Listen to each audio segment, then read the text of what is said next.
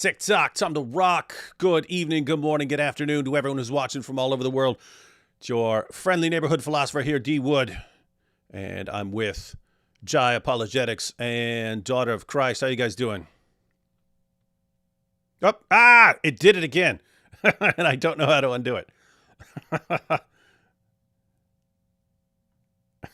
That's funny. It did it last time they were on here. Hang on, let me see what happens if I actually... Hang on. Oh, there Hey, we go. did this make your audio? Oh, okay. I had to actually bring your video up on the screen when there's no video feed from it. Let me see if I go back to just myself now. But your audio's Okay. on, right? Yeah. Okay. Good. Sorry for the delay, everyone. Had some tech problems. Got back from Ohio a few days ago and went to turn on my desktop, and it had a big circle with a line through it, which I thought that meant it's totally dead. But then I looked up because it had a link underneath the round circle with the line through it, and it said it's a hard drive problem. It's a startup disk problem or something like that. Anyway, so it said you can run a disk utility solution, which is hard to do if you can't turn your computer on to do the disk utility. Anyway, there were instructions on how to do that. So did that, didn't work at all. Took it in, and they said the hard drive is basically doesn't work anymore. But it's interesting. They don't make the hard drives for that model anymore because it's like, I don't know, 8, 9, 10 years old, something like that.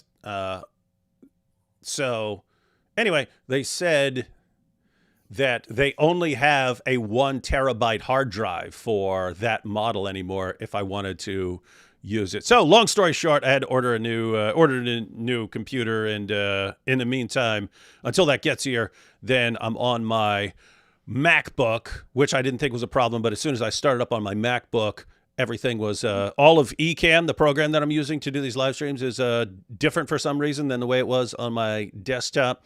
And anyway, actually couldn't find how to bring in an interviewer. Took me a little while. But anyway, here we are. Got it all set up. It is harder to see because I'm on a smaller screen right now. But anyway, we're good to go. And we've got Jai and ZOC are going to give us a presentation on some problems with the standard narrative. Now, Jai, before you jump into your presentation, let's, I don't know if you're going into this in your presentation, but on the, let's assume no, it's a fact. There will be people in the chat who don't know anything about, ahruf and kirat. I do want to briefly recap, before your presentation, the holes in the narrative interview, because it actually relates to some of what we'll be talking about. But why don't you give a quick general idea before we get started on the ahruf and kirat? All right. Well, hey, thanks so much for having us on. And yeah, definitely. We do have some clips from that interview. Oh, cool. The infamous deleted interview. We have a couple clips in the presentation, but in short, this kind of summary of that interview was there was a bunch of talk going on about Yaser Qadhi's private views versus public views relating to preservation of Quran and all these kind of issues of ahruf, qira'at. What are these things? And they wanted to hammer that out, by way of leaking emails. Apparently they thought that was a good idea, kind of force him to do it, bring it to the public. Now, wait a minute. Was that Fareed? That was Fareed. Yeah, that was Fareed. Is that why they're calling him Fareed Leaks?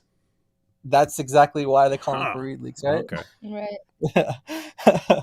So yeah, he's responsible for the famous holes in the standard narrative interview. Thank you, Muhammad Hijab. Thanks Fareed for that. And I mean, hats off to so many people who played a role in that. I mean, there's Fareed. Yeah. He's the one that takes Yaser Qadhi's private messages and shares them with the world to expose Yaser Qadhi, which then, which that combined with Hatun showing up with all the different Qurans at Speaker's Corner sort of forced Muhammad Hijab to deal with this flood of panicking young Muslims going, what? You told us perfect preservation dot for dot. We're hearing all this other stuff. And now Yaser Qadhi and all these leaked messages. And that's it. What's going on here? You've got to save our faith, Muhammad Hijab. Don't worry. Exactly. I'll get Yaser Qadhi on here. I'll get him on here and he will show you that there's only one Quran. And so anyway, we have hats off to Fareed for leaking those emails. Hats off to Muhammad Hijab for thinking that he's actually going to fix this problem. And hats off to Yaser Qadhi for admitting that there are all these holes in the narrative and that the entire argument from perfect preservation was a complete lie meant for people who don't know anything. Anyway, yeah. So yes. So Muhammad Hijab thinks he's going to kind of save the day, bring Yaser Qadhi on. They start talking about some other topics, and then eventually he warms them up into this topic of preservation of Quran. What are your views? And this is where it gets really interesting. So he starts to press him on that topic, and Yaser Qadhi is very visibly uncomfortable. He's like also body language. Yeah. Like, don't push me. Don't push me. I've never seen anyone less comfortable than Yaser Qadhi when that issue came up. You know what? There's a hilarious parody that some ex-Muslim did, and he does like a really funny Yaser Qadhi impression. And I don't know if you've seen it before, but there's a hilarious parody of the interview. And I'm not sure who does it, but I could probably find it. I don't know if who's that? Is that the same guy that does Zakir Naik? Like Zakir Naik? Yeah, that's that guy. Yeah. Gosh, I normally know his name. My brain is just really fried right now. Who is that guy? Who is that guy, guys? I know everyone else will know him instantly because we've all seen him a bunch of times. He does hilarious impressions.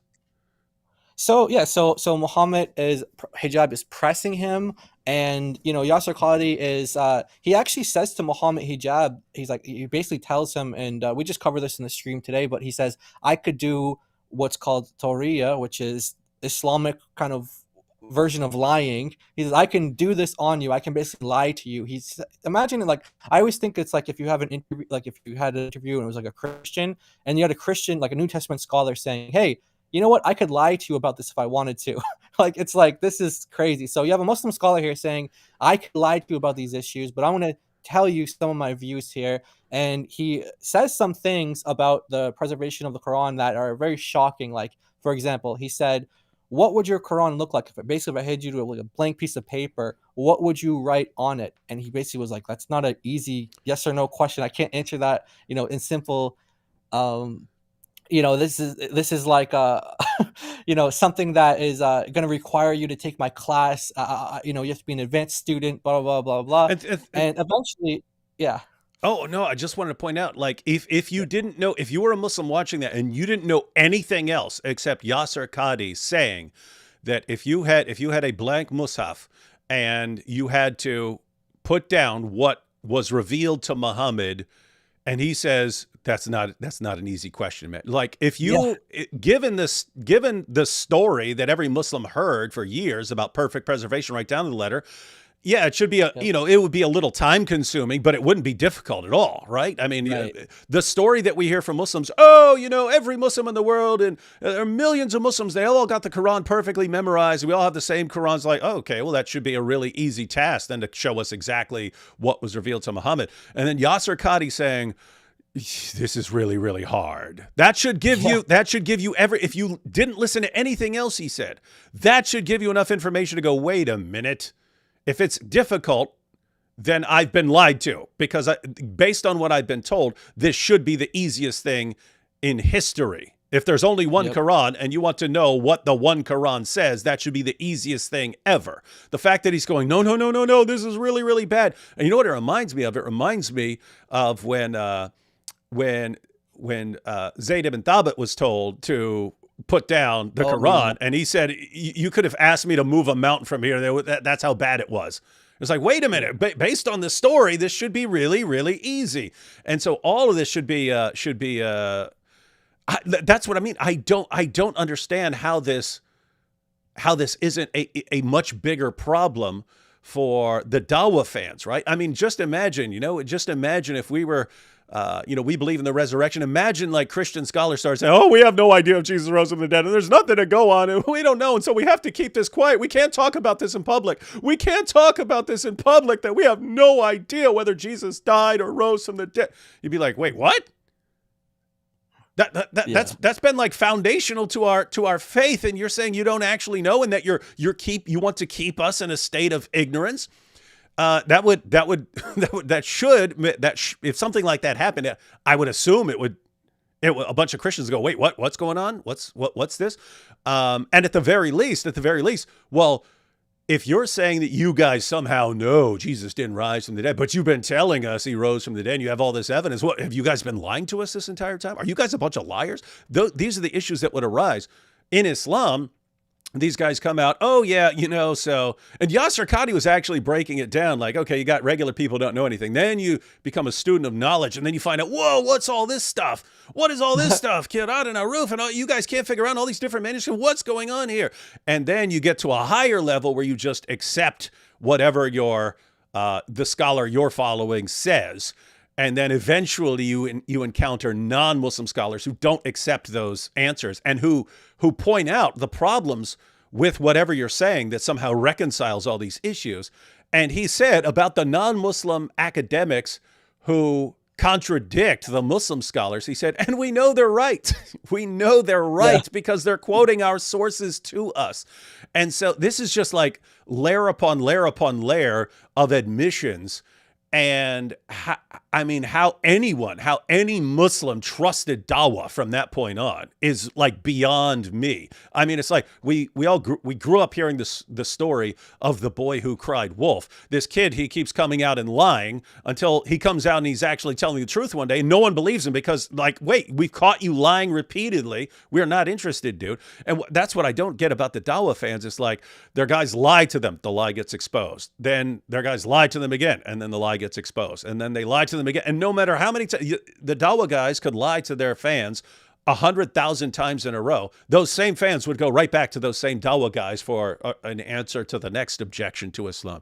Absolutely amazing. My point there was, this goes back to the beginning of Islam. There was all this confusion back then. There's the confusion now. The difference is Muslim scholars over the centuries realized we need to lie to people about this. We need to lie to the regular people who don't understand the issues that we're dealing with. We need to lie to them. And then, so they spent a long time lying to them. There is no problem. And then all of a sudden we get to the age of the internet. We get to Farid leaking private emails. And the issue rises to the surface again, and the lies are exposed, and these are good times. I did want to point out, yes, people have pointed out, it was Vidu Vids. Remember him? Yes. Vidu Vids. I think that's the guy you're talking about there. So Vidu Vids, guys, check it out. Does great impressions. Zakir Naik, Yaser Qadhi, all those guys. All right, back to you, Jai. What were your takeaways from that big discussion?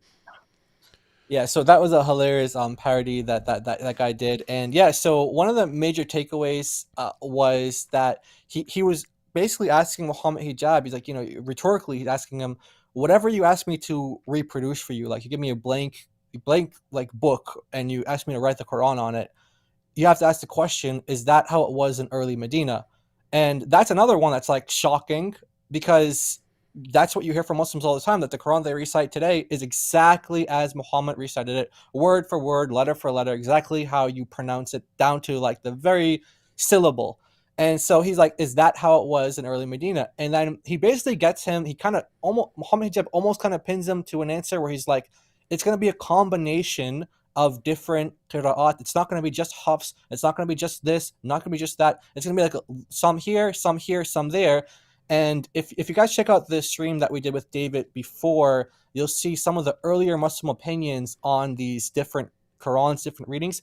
They were kind of similar to that. They were like, yeah, this one is correct, this one is wrong, this one's better than that one, this one's more correct than that one. And so they kind of would like, pick and choose which ones they liked based on different reasons. And Yaser Qadhi, he likens himself to the classical scholars. Even Muhammad Hijab did during the interview. He said to him, that's kind of like how the classical scholars thought of it too. And so that was huge. That was really huge. And the impact of it was even bigger than I think anyone could ever imagine. So I knew right away that these interviews weren't going to last. So of course, we did, and I'm sure many others did. I'm sure you did, and Yeah, many others did. we were all downloading like crazy. We Like knew crazy. that was coming down, and then it did. I Yeah, forget who. First, they started silencing comments because Muslims were going, yeah, "This is destroying my faith. Well, you guys were lying," and exactly. then so they're like hiding comments, and then I think one of them took that section out of the video, Yeah, but left the video up, and then one just completely took it down. Then eventually the other took it down, and then Yaser Qadhi started giving fake copyright strikes to anyone who was oh yeah. posting clips of it and stuff like that. And then he was It's some doxing, techniques. and then he Yeah, was doxing people because he was doxing people who challenged the fake copyright strike. And it was just yeah, amazing. It's like watching a guy just completely melt out, because that's Yaser Qadhi, right? He's scholarly level. yeah. He does academic work. He knows what fair use is. He knows he's allowed to take the words of someone else and share them and comment on them. He knows that. But he was posting deliberately fake copyright strikes and then doxing people, going like full jihad, I'm threatening you mode. And just watching a guy who's always portrayed himself as this scholar, and I'm a scholar, I'm an academic, I'm an academic, and this is at the academic level, and just to watch him completely implode, and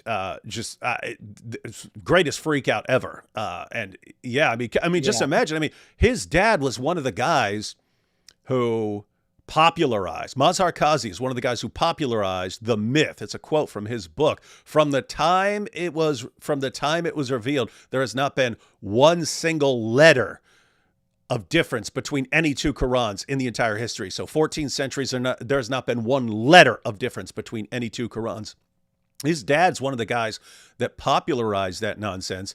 And then can you imagine, you're the guy, Yaser Qadhi, you're the guy who's responsible for exposing your own dad as a liar, and then exposing all the Muslim scholars and dawa guys who've been lying about this for decades. You just expose them all as liars, and then you've got Muslims contacting you. Wait a minute, this is what gave us confidence in Islam. This has all been a lie. Can you imagine? No, I mean, the point is, I kind of get it. I kind of get what a panic mode he was sent into, because that is not, you wanted to be the guy who's like defending Islam, not the guy who's destroying it from within. Again, hats off to Muhammad Hijab, Fareed, Yaser Qadhi for Yeah. for imploding that way and for helping us expose that lie. I did want to point, before you continue, I did want to point out one more thing, because after Yaser Qadhi had that famous little saying, the standard narrative has holes in it. That's what I'm going to say. Lots of us use that as like the standard narrative about the perfect preservation of the Quran. Yeah. And so, hey, he's saying that the standard narrative about this perfect preservation, there are holes in the narrative.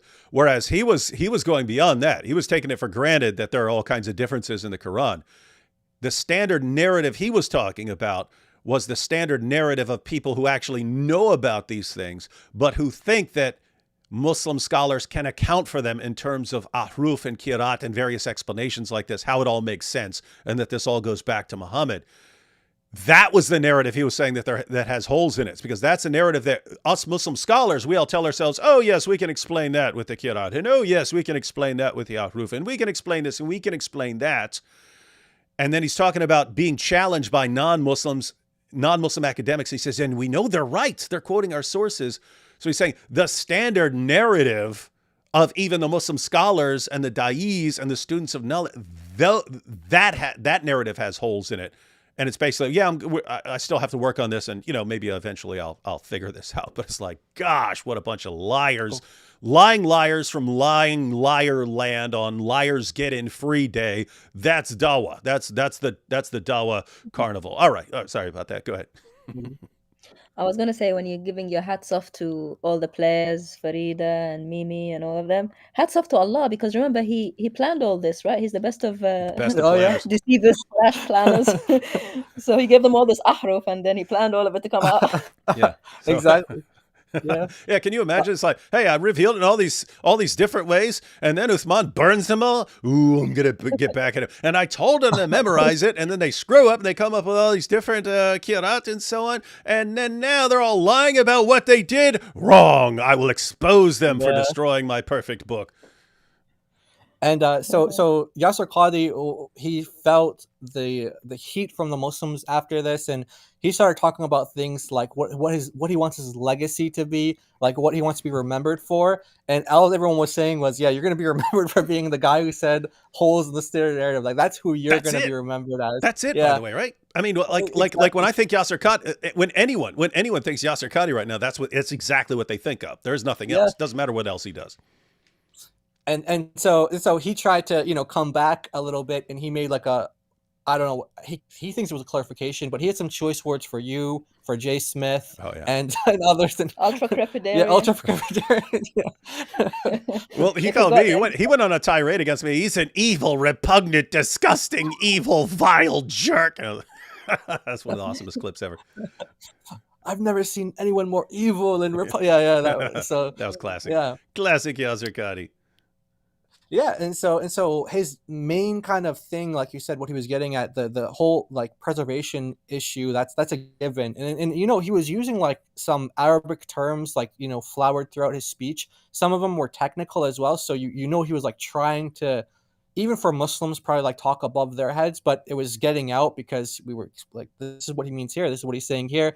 But really what he was getting at, like you said, is the relationship between this hadith about the ahruf and then the modern kind of Qurans that we have today. Like, how are they related? And that's what this presentation is about, like the relationship between those two, how Muslim scholars try to fix that problem, or how they, what ways do they reconcile these issues, and then we're going to pose some problems towards their views.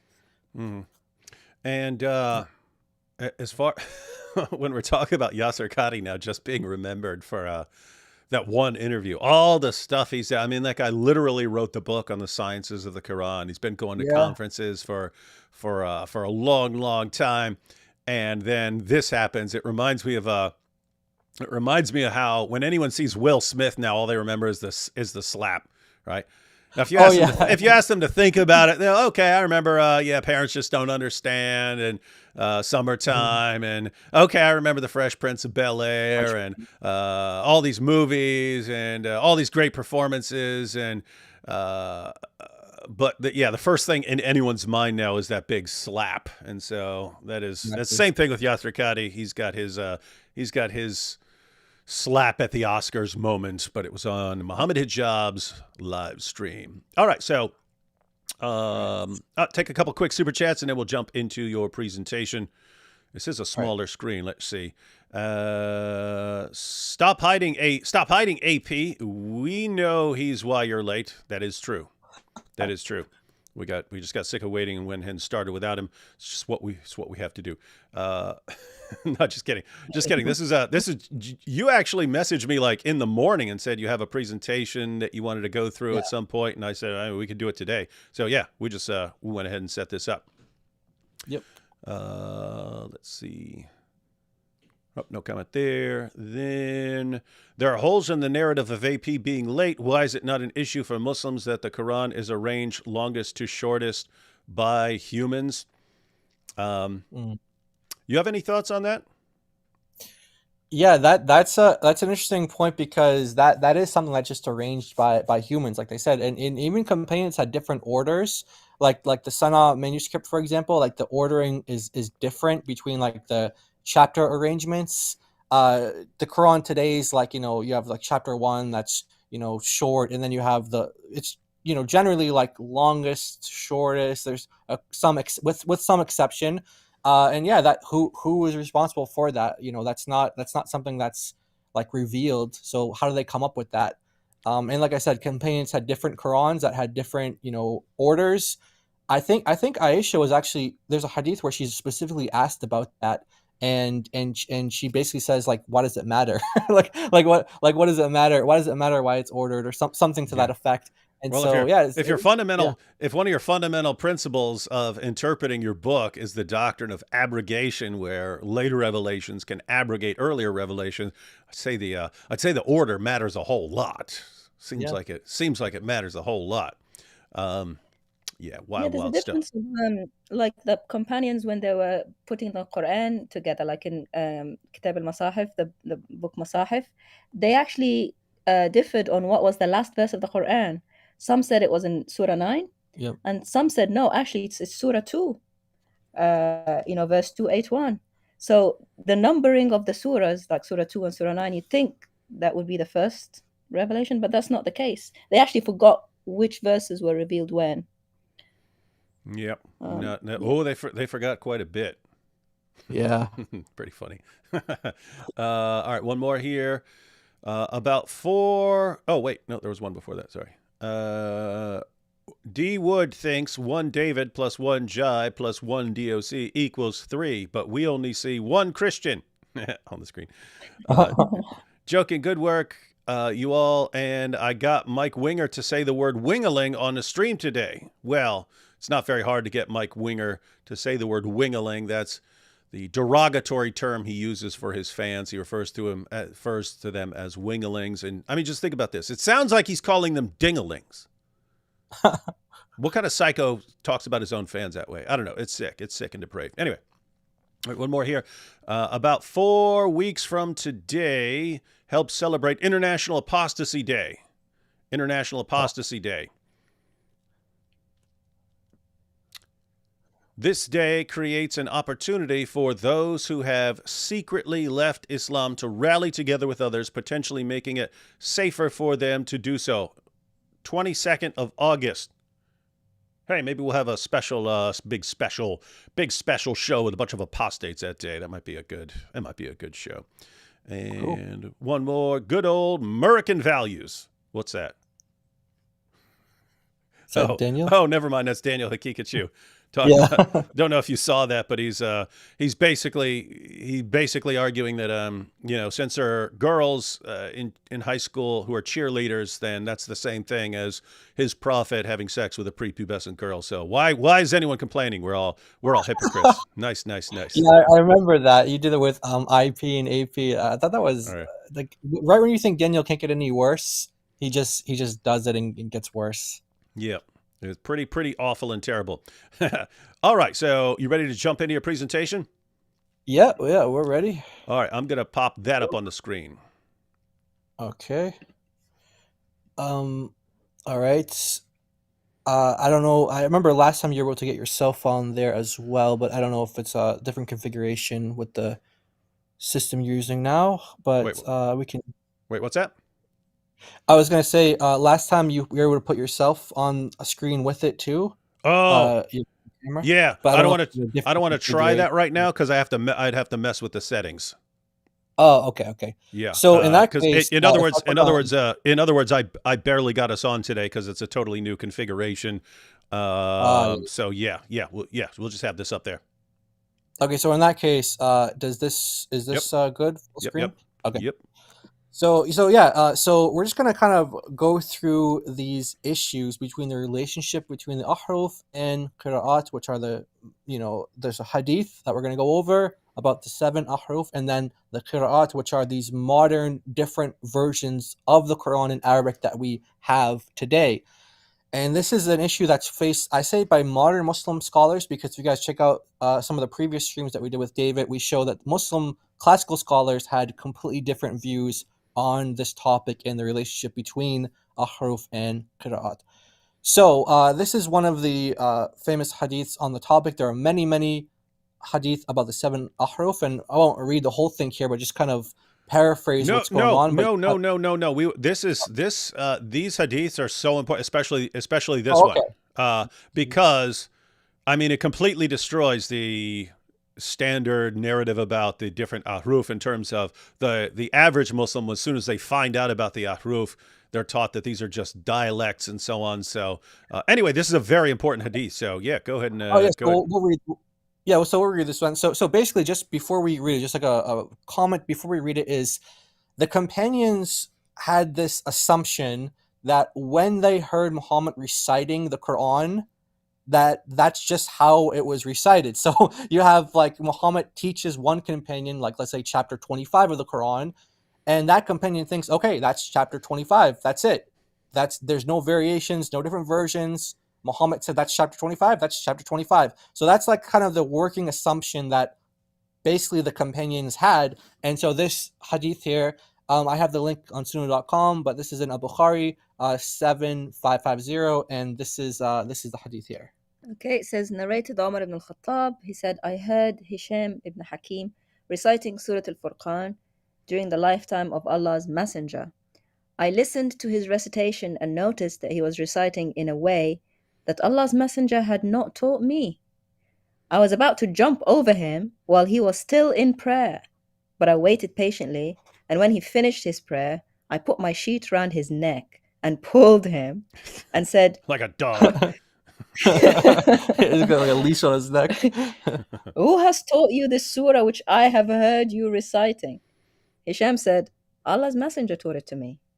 I said, you are telling a lie. Liar. For he taught it to Liar. For he had taught it to me in a way different from the way you have recited it. Then I started dragged him to Allah's Messenger. and Allah's Messenger said, I have heard this man reciting Surah Al-Furqan in a way that you have not taught me. The Prophet said, O Omar, release him. Recite, O Hisham. Hisham recited in the way I heard him reciting. Allah's Messenger said, it was revealed like this. Then Allah's Messenger said, recite, O Omar. I recited in the way he had taught me. Whereupon he said, it was revealed like this. And added, the Quran has been revealed to be recited in 7 ahruf, so recite of it whichever is easier for you. Yes. Yeah, and you may be right about to go into some of the various problems, but I mean, we really need people to understand. Yeah, this is like a foundational thing. Yeah. This is so, I mean, think about the problems here, right? And think about what the obvious explanation for this is and how silly Muhammad's response is. Because that's how it is in the Muslim sources. It's the same thing with like Muhammad's relationship with Zainab and the explanation. Like the explanation you give sounds completely idiotic.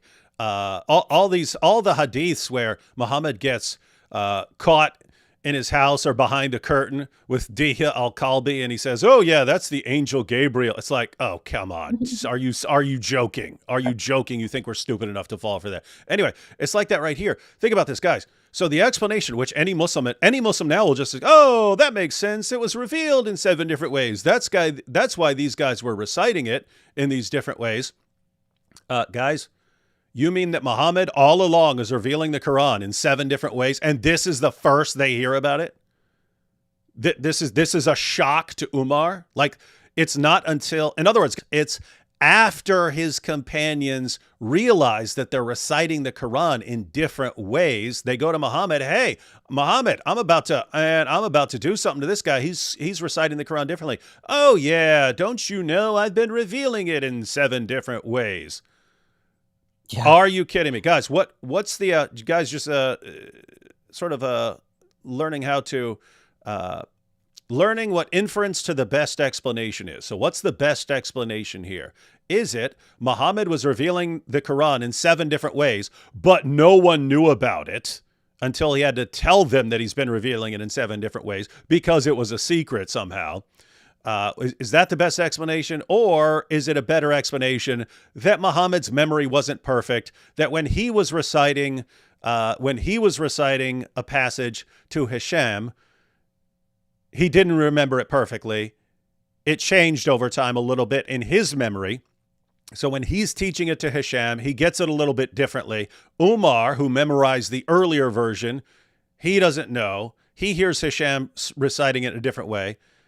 And then they go to Muhammad, and Muhammad can't admit, okay, I got a problem. I must have changed it over time, but it's okay. I mean, I'm an old man, blah, blah, blah. No, but Muhammad can't admit that. And so instead it's, oh yes, Allah revealed it in all of these different ways. So that's one issue. The other issue is that these two guys are from the same, these guys are from the same tribe. So they speak the same dialect, and this doesn't work. Again, I don't know if you're going into any of that, but I wanted people to know that everyone, guys, this is, if you were to list like the top 20 hadiths that people need to know this one. This is a very important hadith because it exposes a bunch of lies that are being told. Yeah, definitely. And yeah, you're right. So that's one of the explanations Muslims will try to give and say, oh, these were just different dialects. But as you pointed out, and that's what Muslim scholars have been saying for centuries, that no, they're from the same tribe, so they spoke the same dialect. And what's interesting here is how the hadith ends. It says, so recite of it whichever is easy for you. Now that's going to come up later. That's really important. That's an important note. Now, there are multiple versions of this ahruf story. Here's another one. This is one that Yaser Qadhi mentions in his book here, and I'm just kind of quoting his book, Introduction to the Sciences of the Quran, and there's the page number, page 174, and there's the reference as well. It's in Sahih Muslim. So, and it's on Sunnah.com. And so this is another kind of version of the explanation of the ahruf. So this one is with Ubay, and I don't know if we want to read all of this one, but basically he heard two people reciting the Quran differently than how Muhammad taught him. And so they go to Muhammad and he does the same thing again. He says, okay, Ubay, I want you to recite it. And he recites it. Okay, you recite it. Okay, they recite it. It was revealed that way. It was revealed that way. And then Ubay says, there occurred in my mind a sort of denial and doubt that did not even exist in the time of Jahiliyyah, which is before Islam. And then Islam Muhammad solves the problem. When the Messenger of Allah saw how I was affected, he struck my chest. Hey, Whereupon that's the same way. That's the same way he dealt with the problem of Aisha sneaking out of the house and lying to him about it. Yeah, exactly. So this guy's getting all worried. And by the way, Yaser Qadhi notes in the interview, and he notes, elsewhere, other scholars know this, that Ubay is like not just some average companion, but he's like the master reciter of the Quran. And so he says, he struck me on the chest, like he punched me, he hit me in the chest, whereupon I started sweating and felt as though I was looking at Allah in fear. And then he goes on and says, this is there's a little typo there. It should say resent to me. It says MC, but I'll fix that typo later. Anyway, it was revealed in one harf, which is the singular of ahruf, but I requested Allah to make things easy on my nation, etc., etc., and then you get 7 total. So here's another version of the story where it's Ubay this time, and he has doubt and denial entering into him that he didn't even have even before he was a Muslim. And so this is huge. So again, you have multiple companions, just like David said, just completely confused about this. They're like, wait, Muhammad taught it to me like this. I'm hearing other people recite it in different ways. What's the explanation?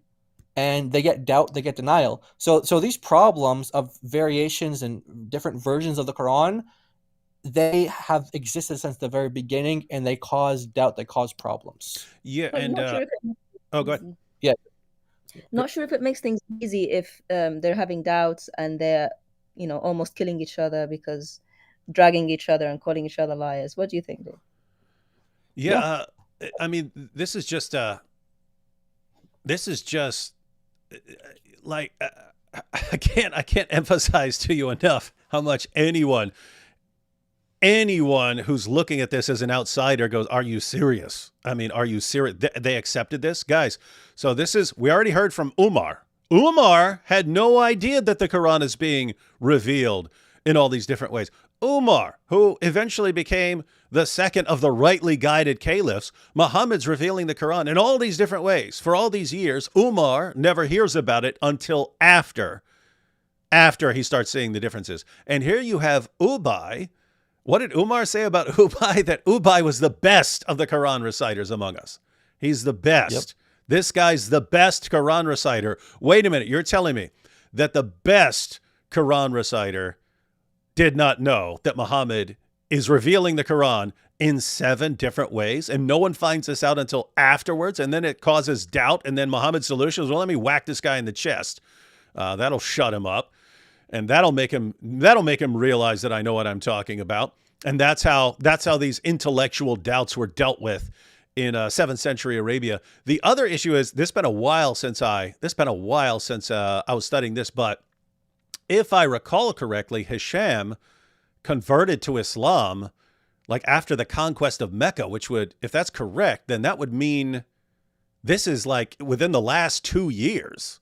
So Muhammad's been receiving revelations for decades now, sharing them with his followers.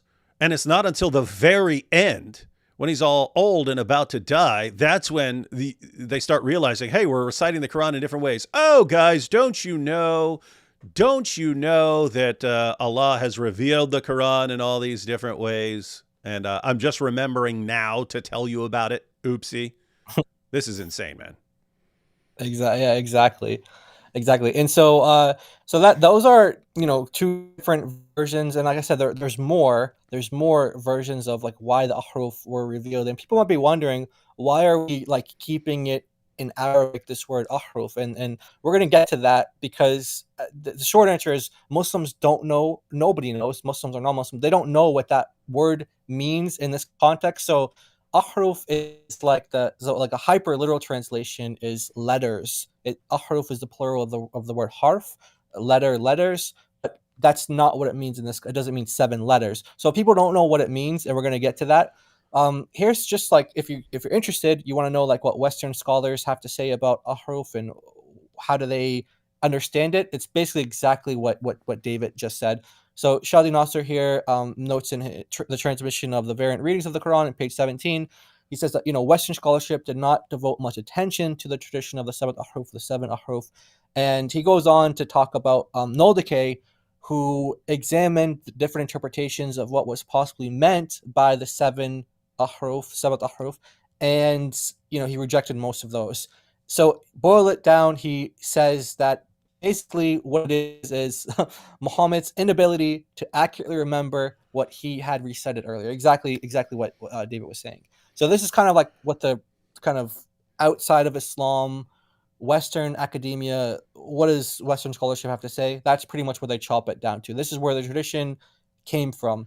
And Shadi Nasser also likens it to like the chicken or the egg, and which came first. So it's like, was it the variants that came, and then this tradition came to kind of cover it up, or is it that the tradition was there and that's what kind of explains it? He follows the view that these things came later to kind of explain the variants. Like, you can find many different traditions like that in Islam, where they were facing some sort of issue, and then people would just make up traditions to kind of justify their views. And he thinks this is just one of those examples. Another example of that. Okay, so just to clarify what you're pointing out there. So Yaser Qadhi said, he talks about non-Muslim academics not having that red line. So yes. From a Muslim perspective, from like Sheikh Yaser Qadhi's perspective, he if a non-Muslim looks at the whole story, they'll go, "Oh, come on. Are you kidding me? It's obvious that there were just, if we take that hadith as authentic, it's obvious that Muhammad just didn't remember the Quran perfectly. You ended up with some differences, and then he came up with a story of why those differences are there." Right? So you could say that that's granting the authenticity of the hadith. So that's an example of this red line. It would not be open to someone like Sheikh Yaser Qadhi to say, okay, Muhammad made up a story about Allah revealing it in all these different ways, because he's trying to cover up the fact that he was reciting it in different ways because he forgot it, and it became confused in his mind over time.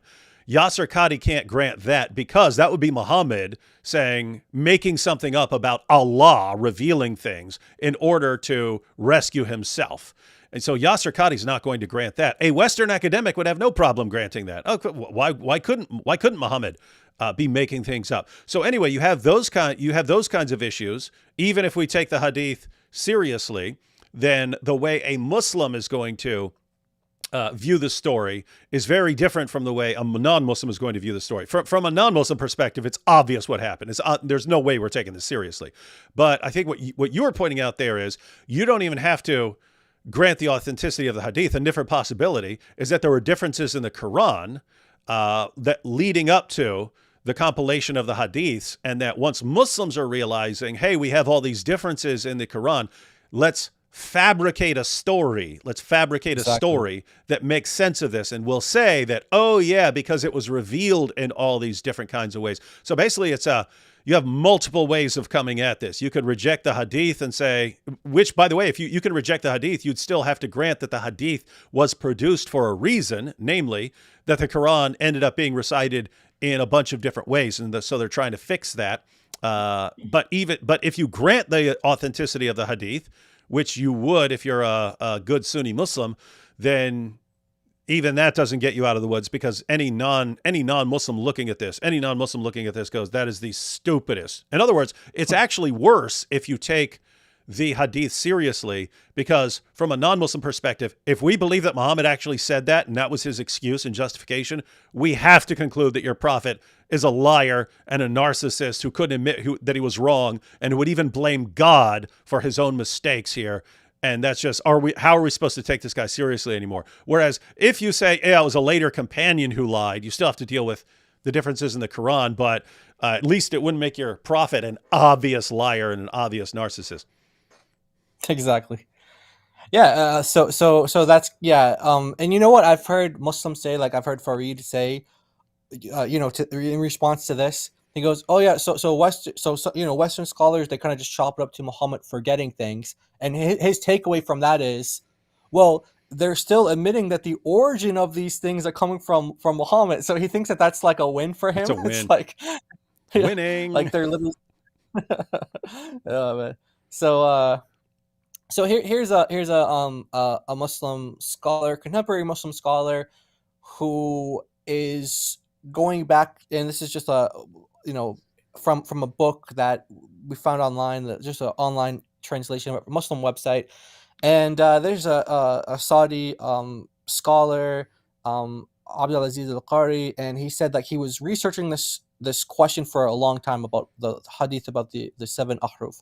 He says more than 10 years he's trying to figure out what this ahruf means and what do the scholars say about it and all that. So he goes to one of the big teachers, Shanqiti, who we've mentioned before, who briefly again, Shanqiti, he's a huge influence, impact on the Muslim world. He's like the teacher of like the mufti, some of the muftis of Saudi Arabia, for example, right? Right. Yeah. And so he went to this guy, and he Shanqiti, and he asked him what conclusion he reached about the meaning of this hadith. And he goes, the conclusion I've reached is that I don't know what it means. So here's one scholar who's been studying this question about the 7 ahruf for more than 10 years continuously. And so he goes to someone who he considers a major scholar, and he goes, what's the answer to this problem? What is the 7 ahruf? What is this? He goes, I don't know. My conclusion is that I don't know. And I think I have a clip from Yaser Qadhi saying that as well. This is just nearly 40 different opinions concerning this matter. And by the way, that's very similar to what Yaser Qadhi said in his book. I didn't read the book. Nabil read the book. And Nabil was shocked because he had only been a Christian for maybe 3 years at this point. And he was doing a debate. And so to prepare for his debate on the preservation of the Quran, he was reading Yaser Qadhi's Sciences of the Quran. I forget the number that Yaser Qadhi gave, but it was something similar. Nabil's like, oh my goodness, did you know that there are 37 different opinions on what this is? And no one knows what the correct position is. And so he was still finding all this stuff out. Even though he was a very well-educated Muslim, he was still finding all this stuff out later. And it was shocking to him. By the way, that was a great debate with Nabil, and the Muslim in that debate, I forget who it was now, but he actually cited Yaser Qadhi in the debate, like as an authority. And so I was just thinking, like, this is, Muslims actually used to appeal to this guy in debates as a scholar. Like, this is what Sheikh Yaser Qadhi said. He's quoting it to Nabil and like as an authority. And now they're throwing him under the bus. So it's like I think that was Bassam Zawadi. Yes, that's right. That's him. Yeah. Okay, so here we have Yaser Qadhi, just kind of like you said, there's Islam Q&A website here. There's nearly 40 different opinions about what ahruf means. Arthur Jeffrey he famously translated ahruf as modes. So you'll see it sometimes translated as modes. But again, they have no idea what it means. There's up to 40 different opinions. And here's Yaser Qadhi just kind of summarizing. Oh, sorry. One more slide before we get to Yaser Qadhi, what the ahruf are. But before we get to that, now here's a different thing. Okay. Now we're in the 10th century, and there's about 70 plus different versions of the Quran floating around. This is after Uthman, his canonization. We're talking 10th century now. And you have in the 10th century this guy called Ibn Mujahid, who enforced these 7 readings that we have here on the screen, 7 readings that were enforced upon the Muslim population. And he would enforce these by law, like if people disagreed with him. Like, for example, there's famous accounts where people said, hey, I have the Quran that was read by, Ibn Masud or Ubay, and he would send them to prison because he had ties with the government, he had ties with the political system, with judges. And so they would, send these guys to prison, whip them, basically force them to recant their position to where they have to accept, his 7 readings. So these are the 7 kind of like hitting them in the chest. Yeah, exactly. I mean, like it's always, hey, what about, shut up, or we'll lock you up or hit you or beat you or kill you or something. Yeah, exactly. Yeah. So yeah, the attitude hasn't really changed too much through the centuries. And so he canonizes these 7 different readings of the Quran. And so you might ask the question, okay, there's 7 ahruf, and then there's 7 qira'at that he chooses. So you might think, is that the 7 qira'at? Are they the 7 ahruf? And the answer that Muslim scholars say is no, it's not. And so we have As-Suyuti, and this is just kind of a paraphrase of what is in his book here. Some people confused the 7 qira'at, the ones that Ibn Mujahid chose in the 10th century, with the 7 ahruf, like the hadith that we were just reading. But this contradicts the consensus of the scholars, and only the unlearned, ignorant people think that. So read that through 2 more times. Yeah, some people confused the 7 qira'at with the 7 ahruf, but this contradicts the consensus of the scholars, and only the unlearned, ignorant people think that. I wanted you to read that again and go ahead and do it one more time, just because I still hear this today from Muslims in the chat. Okay, go ahead. I still get comments from Muslims on this saying exactly this. Really? Go ahead. Wow. Some people confuse the 7 qira'at with the 7 ahruf, but this contradicts the consensus of the scholars, and only the unlearned, ignorant people think that. This is As-Suyuti's book. Yeah. Oh yeah, I just want to point, you Muslims who are watching, I mean, earlier I said I have no idea how you can take dawa guys seriously when you keep catching them. And if you look at this, notice there's ahruf. One, they never want you to hear about the ahruf. If you hear about the different ahruf and you ask them about it, what? The Quran is revealed in these 7 different ways? What's going on there? They're going to pretend to be completely confident, and they're going to say, oh, yes, this just refers to dialects. Everyone knows that. They know that's a lie. They know the dialect explanation doesn't work at all. They know their own scholar. They have no clue what this refers to, but they can't let you know that your greatest scholars have no idea what this is, that they're completely baffled and confused. They can't let you know about that because that will hurt your faith as a Muslim. So one, they never want you to know about it. They never want you to know about the ahruf. They never want you to know about the qira'at. They never want you to know basically anything about 14 centuries of the Quran. They don't want you to know any of that. They want you to think that there's just one Quran perfectly preserved from the time of Muhammad, because that's what will give you the greatest confidence in Islam. And if your confidence in Islam has to be propped up with endless lies, that's what they'll do. But so you Muslims, what do you do when it's actually in front of your faces that you have all these different qira'at and all these different ahruf And the greatest scholars they can spend years of their lives and they still can't figure it out. All they can say is, oh, we got 40 different explanations. Who knows? Allah knows best. That's the best they can come up with. And so they have to lie to you. How in the name of common sense do you still trust these guys? And how do you come to us and start, oh, but you Christians are so confused about your book, whereas we're so confident in our book, and all your confidence is based on lies. It's revolting. It's revolting to think that the true religion, the truth, needs an endless supply of lies to defend it. It's disgusting. Yeah, exactly.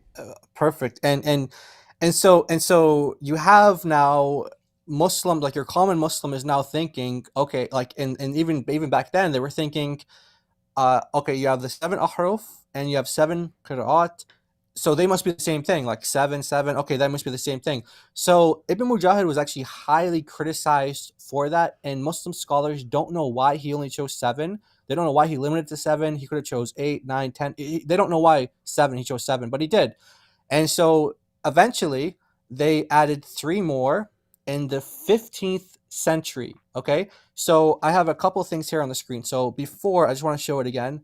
This is what he did first, just these 7 readers. And now we have not just 7 readers, but now they each have 2 transmitters, 2 students. So he didn't put a cap on how many students or narrators each reader had. That was something done by 2 scholars, Ash-Shatibi and Adani, in the 11th, 12th centuries. They added on this other kind of, canonization, Shadi Nasser calls it a canonization of the 2 transmitters for each reader. So you have like one reader, like for example, Hamza, and then Hamza has 2 students, Khalaf and Khalid, or Khalad, and this is his 2 students.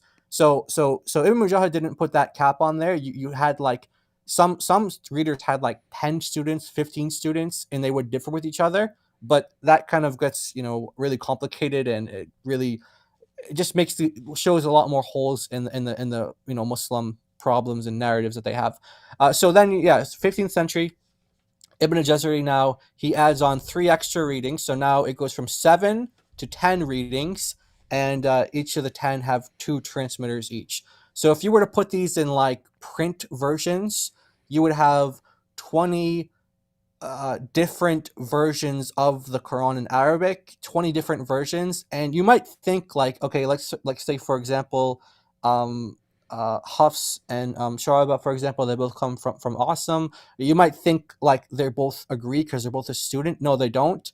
So you have one teacher, and then his students will disagree even on like some verses here or there, some details here or there. So if you have like print versions of these books, you're gonna have 20 different Qurans right in front of you that have different Arabic wordings, letters. Some of them have added words, some of them words taken away, and some of them they're just contradicting as well, which we'll get into that as well. But yeah, so that's kind of what we have today. These 20 different. Yeah. So this is part of the reason that Hatun was able to show up at Speaker's Corner with 26 different Arabic Qurans, is because of this confusion here. Exactly. That 99.99% of Muslims had no idea about, because their scholars were lying to them their entire lives. Exactly. Wild. Yeah, and the printing press only printed Hafs when it first came. Yeah. They didn't print all the others to this to the same extent because of the confusion, and only because they only chose one and they said, let's go with this one. Yep. The ones in power went with Hafs, and it was completely random. They just chose one. And that's like the version that they chose wasn't actually the one that was popular throughout history actually as well. So that's Hafs as a whole holds a lot of holes in Hafs as well. Now here we have Yaser Qadhi. He's going to be kind of there he is. He's going to be basically summarizing. Yeah, there he is. So yeah, he's going to be summarizing what exactly we've been talking about so far. So here's Yaser Qadhi giving a summary. Is the ahruf And what is the relationship of the qira'at with the ahruf? Yes. Now, this is one of the most complicated and dense questions that ulama have written about. As-Suyuti lists 40 opinions in Al-Itqan, right? Ash-Shawkani also lists them. The teacher of our teachers, Sheikh Shanqiti, the one who wrote Adwa al-Bayan, right? He was asked, what is your opinion about the ahruf? And he said, my opinion about the ahruf is that I don't have an opinion. This is a Shanqiti. He's so confused. Okay. He's not the only one. Yeah, he's not the only one. So yeah, he's basically just kind of summarizing like 40 different opinions. It's the most complicated technical issue, and you know, He's saying if they're confused, what do you expect me to do? Exactly. I can't fix it for you. teacher of our teachers is confused. Like, what do you expect from me? And I mean, it's just funny because it's similar to what he was saying about Ubay, right? It's like the best of the best from the generation of Muhammad was shocked, and this issue caused him doubts. And by the way, I mean, that wasn't even nearly as big an issue back then, because they're just dealing with, okay, these two guys are reciting the Quran differently, and Muhammad said they're both revealed by Allah in that way. That was causing him doubts. I mean, imagine the confusion years later. But it's the same thing. It's like, hey, if Ubay was bothered by this, what do you expect from me? And here, if the greatest scholars much later had this issue and couldn't explain it and have to say, I don't know, how am I supposed to know what these things are? What are you expecting from me? It's just one giant mess. Again, Muslims, how much of this did they tell you before they were forced to tell you, because it started coming out? No, they lied. They didn't tell you any of this. They lied to you. And you still trust the exact same people who lied to you your entire lives. Imagine being like 40 years old and people have been lying to your entire lives. Finally, the 10,000 lies that they've told you are all exposed. And then you just go and ask them for more information as if nothing's gone wrong. It's insane. It's just insane that somehow the dawa fans are conditioned to mindlessly accept lies and to have zero problem being lied to. It's amazing. Yeah, exactly. And so Yaser Qadhi, he's like, what's the relationship between these two things? So we know that the 7 ahruf, which are now 10, they're not the qiraat, that the 7 that became 10, they're not the 7 ahruf. We know that. So what's the relationship between those two things? And that's, very difficult to answer when you don't even know what ahruf is. So no one can like point to, like, you can't take a Quran and be like, oh, this is one of the harf, or this is like one of the ahruf or whatever. Like, you can't do that because no one knows what exactly it is. So the question is, okay, so what's the relationship between this hadith about the 7 ahruf and these different Qurans that we have in our hands today, these like physical copies of the different Arabic Qurans that we have? And so there's 3 different opinions that Yaser Qadhi notes in his book here. We've been talking about the book from Yaser Qadhi, that Introductions to the Sciences of the Quran. He wrote it when he was like in his 20s, a Medina student, and he was promoting the standard narrative back then, and he was really like a star of that movement, Salafi, all that. But then he kind of grew out of that. But in the book, it represents kind of the standard views that Muslims hold to. And these are the 3 different positions that Muslims hold to that Yaser Qadhi notes. So one position says that Uthman burnt 6 of the 7 ahruf, and only one of them exists now. Okay? So all these different Qurans that we have today, they can be traced back to one of these, one of the ahruf. Okay? And then the second view is that they don't know how many, some of the ahruf exist today, and that's the majority view. That's the majority view that most Muslims will hold to. Some of the ahruf exist today, and then the third one is by that the way, why would that be? Would it be to help account for some of the differences that exist today? Exactly. Yeah. Okay. And so we're going to go through that, and because Yaser Qadhi pokes holes in these as well, and we'll see that. So yeah, and then like you said, that's one reason to explain further differences. And the third one is that all of the ahruf exist today. So we're going to break these 3 views down, and then we're going to ask some questions, poke some more holes in the standard narrative. So under this view, that 6 of the 7 ahruf were destroyed by Uthman, and this is a view, actually, believe it or not, it was held by someone like Al-Tabari, for example. So kind of a big scholar, he held to this view. So he's under the position that only one of the, so Uthman burnt 6 of the 7 ahruf. And so only one of them exists today. So Yaser Qadhi asked the question, so where the differences in the qira'at come from? If you're saying that one of the ahruf accounts for all the different Qurans that we have today, well, how can that be? How can one version or one mode account for all the differences that we have today? So that's big question, and I think that's probably why most Muslims don't hold to that view, because they can see the problems with it. But this and is, then you have but, another. but by the way, that's a pretty stupid response, right?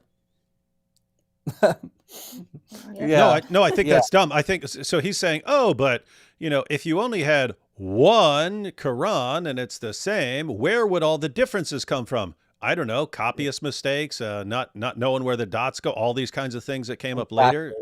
Yeah. So in other words, there are all kinds of places differences in the manuscripts have come from. And you even pointed out that you could have one guy and then two people, two of his students, and his students won't even agree. So you can get difference. You could basically get differences every time one person is passing on the Quran to another person. You can get differences. And so it's no great mystery. So anyway, my only point is I don't take this as a tremendously great response from Yaser Qadhi here. Yeah. But remember, he's a Muslim, so he has to believe that Allah preserved it. Right. So he can't say, well, the scribe made a mistake. So he has to come from that premise. So they must all be qira'at. That's true. So so to clarify that, in other words, when I was saying, wait a minute, we know exactly how these differences could arise, I'm speaking as a non-Muslim, whereas Yaser Qadhi is speaking to Muslims, and it can't be part of the solution that scribes just keep messing up the Quran that Allah is preserving. So yes, that is correct. Yeah. So exactly. And so here's the hadith that we were reading earlier. And remember that I said we're going to come back to this. Muhammad is, they claim that Muhammad said, recite whichever is easy for you. So if Uthman burnt 6 of the 7, why is he burning like this mercy from Allah? That this is like an easement from Allah that, hey, you guys have these different, 7 ahruf. These are supposed to be easy for you. Like there's another hadith where Muhammad said, we have like the child and the old. We have the learned and the unlearned. And, these are the reasons why we have the different ahruf. And so he's saying like basically, therefore recite whatever is easier for you. So who is Uthman to come along and to burn this, these easements or these like this mercy? Options. Yeah. How can he do that? How can Uthman do that? So that's just another problem for that view, where only one, harf exists. It also makes him like sinful, and he also makes him he's deleted 6 of the 7 ahruf that Allah revealed. So that means that it's not completely preserved. Yes. 6.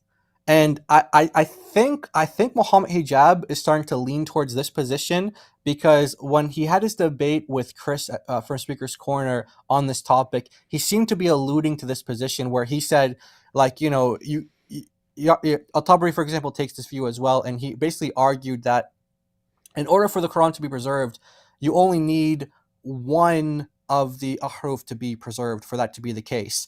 And he gave some sort of example, like the Quran, like when it comes to like breaking an oath, there's like 3 different options for how you can free a slave, give charity, or feed, whatever it is. You got like 3 different options. And so he's saying like, as long as you do one of those things, it fulfills the condition. So you don't need to have all of these things. Like, it's not a perfect analogy, but that's kind of that's how he was arguing.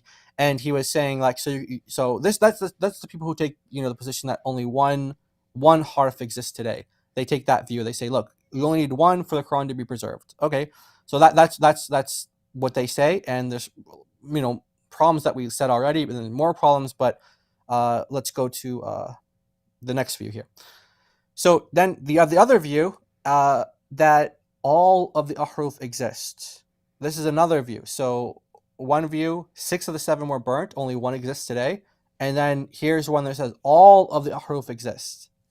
And so they argue that throughout the canonical qira'at, the 10 canonical qira'at, that the 7 ahruf are kind of scattered and preserved throughout the 10. somehow, like you have like some of the, like let's say you have harf number 1, it's a little bit in this one, a little bit in this one, a little bit in this one, a little bit in that one, a little bit in that one, and it's kind of mixed and matched throughout, because they argue that there's no way that the companions would disregard or destroy any of the ahruf taught by Muhammad. That's what their argument is. Like, yeah. So, and so Yaser Qadhi asked the question. He's like, okay, so how is it that we have documented readings of the companions which differ from the 10 qira'at that we have today? So that means that they can't be from the ahruf according to this view. So this view is saying that all of the ahruf exist today, and they exist in the 10 different readings that we have. And so Yaser Qadhi is asking the question, like, wait a minute, the companions recited in ways that we don't have today. And so are you saying that they recited something other than the 7 ahruf? How can that be? So he's kind of working on the assumption here that if the companions are going to be reciting anything, they're going to be reciting something from the 7 ahruf. But this view says that all the 7 ahruf still exist today.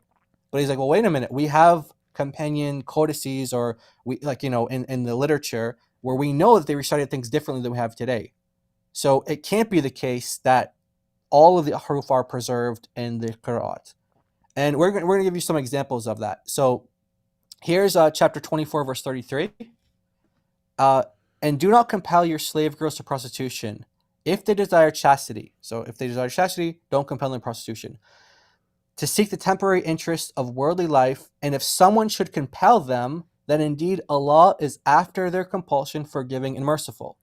Now Ibn Mas'ud's Quran differs than the 10 that we have today, and he had an extra word added in there, and it says Allah is to the females after their compulsion forgiving and merciful. So if you just take the Quran how it is today, like in the 10, like you can come to the conclusion that the human traffickers or the like traffickers are okay. Allah they're okay. They can be forgiven. Allah will forgive the Andrew Tates. Yeah. Forgive the Andrew Tates, exactly. But Ibn Mas'ud is specifying because he uses like the pronoun in Arabic specific to females, and he's specifying that it's only the females who are going to receive the forgiveness. And this is noted by like Ibn Kathir in his commentary on chapter 24. Verse 33. So one is saying, hey, Muslims, you've got some slave girls. Don't compel them to be prostitutes if they prefer chastity. So it's not clear on what happens if the girls are fine with being prostitutes, or if you've conditioned them into thinking that's okay. But on the standard reading that we would read today in the Quran, it sounds like, but if you do compel your slave girls into prostitution, don't worry. After that, Allah is forgiving. He's merciful. Whereas the Ibn Mas'ud version, he's going to be merciful to the females because it's their master who's making them be prostitutes. Exactly. And so here's another example here. In chapter 48, verse 9, it says that you may believe in Allah and his messenger, support him, honor him, and glorify him morning and evening.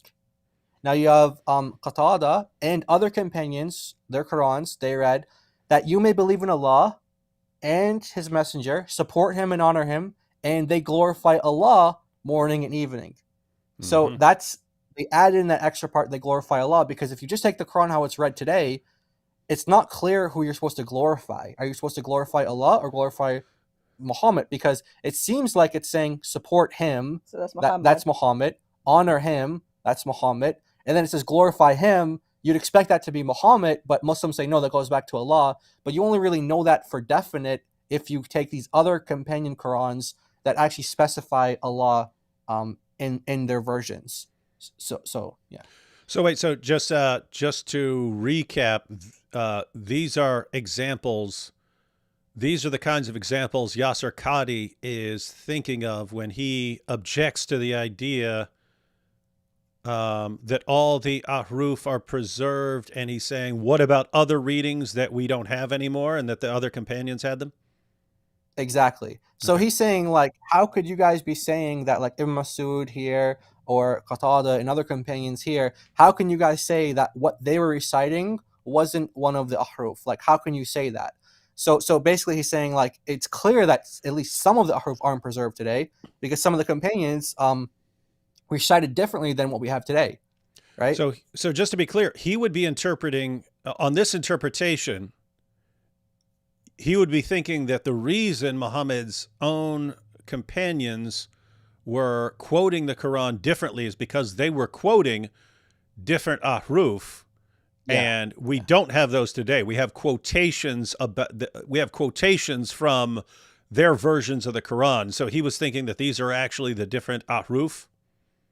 Yeah, exactly. He was thinking that they must derive from some of the ahruf, and like you said, these exist in like certain literatures that we have, like Ibn Abi Dawood's book on the different codices of the Quran, for example, or like different commentaries as well. Like this comes from Al-Tabri's commentary in chapter 48, verse 9. He knows, like, so a lot of the commentaries and a lot of the literatures will note this stuff. But in terms of like what are the canonical readings, which means what's acceptable to read in prayer, like in worship and liturgy, you can't read these like companion Qurans. You can only read the 7, the 10 canonical ones in prayer for it to be valid and stuff. So Yaser Qadhi is arguing like, if you guys say all of the ahruf exist in the 10 readings that we have today, well, how do you explain the companions having different readings than what we have today? So that's kind of his argument there. So I just kind of summarized it here. So yeah. By the way, there are Muslims in the chat saying actually glorifying is only to Allah because of other verses that say to glorify Allah. Yeah, but we're just talking about just the Arabic grammar strictly. So, and actually, Muslims do glorify Muhammad morning and evening. You're darn right. If you do the supplications, if you do 10 of the Sallallahu Alaihi Wasallam morning and evening, there are Sahih Hadiths that say you ought to do that to send him prayers and blessings morning and evening. Yes, exactly. But yeah, like there's a reason why the companions. I mean, this is what I think. I think that the companions, like, I don't think they were getting this from like different ahruf or whatever. Obviously, I'm not a Muslim, but so I think that they were just like trying to make sense of this verse because, like, if you go to the commentaries, they do say support him. That goes back to his messenger, which means Muhammad. Honor him. That goes back to his messenger, Muhammad. And then it says glorify him. Oh, that goes back to Allah. Well, why? If you just go strictly based off of the grammar in Arabic, going back to the nearest antecedent, that goes back to his messenger. So you need to actually add in they glorify Allah. Like, you need to actually add Allah in there to make it clear that you're glorifying Allah morning and evening, not Muhammad. Otherwise, you have a huge problem.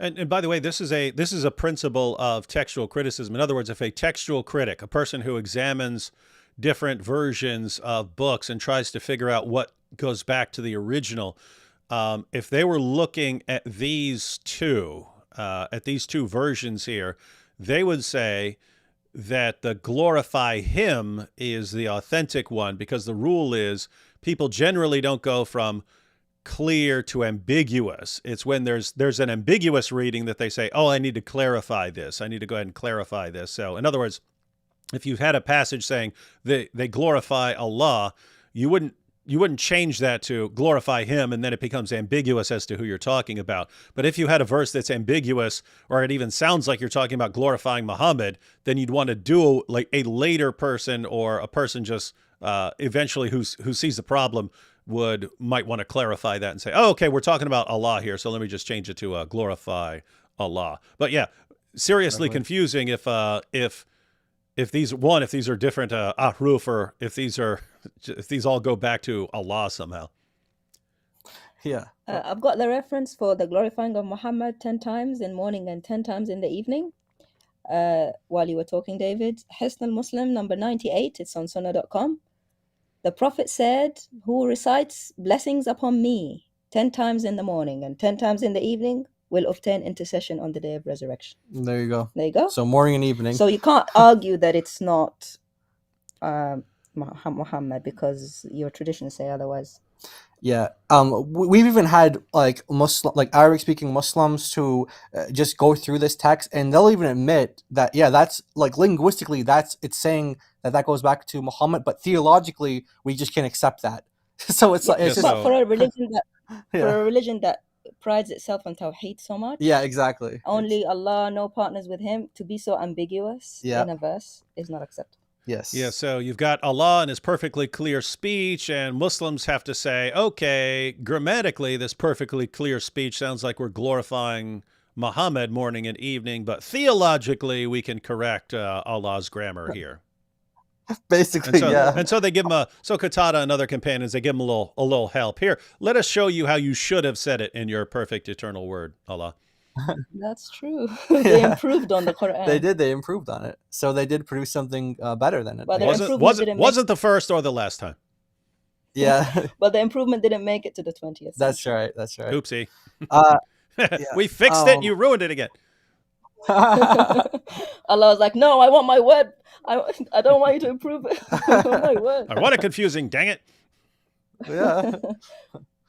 Yeah, there are verses like chapter 3, verse 7 that says, some verses only Allah knows the meaning of. So maybe he wants that to be one of the verses that only he knows the meaning of. I don't know.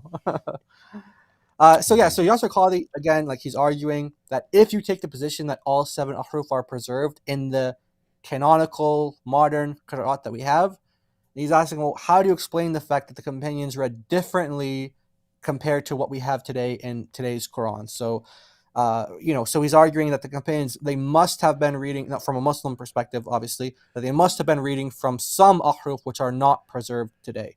So that leads us to... I just want to say this is hilarious because, so Yaser Qadhi is saying, in a nutshell, for those of you who believe that the way Allah revealed the Quran was preserved, and therefore if he revealed it in 7 different ways, then we must have those 7 different ways today, and we need that to explain how we have all these different qira'at.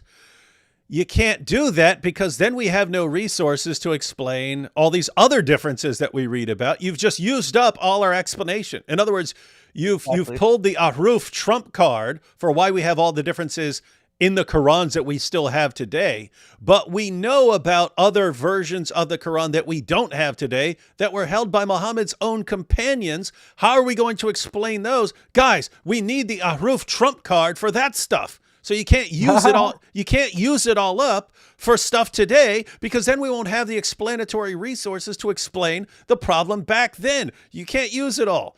And so this is just, oh gosh, this is dumb. Yeah, exactly.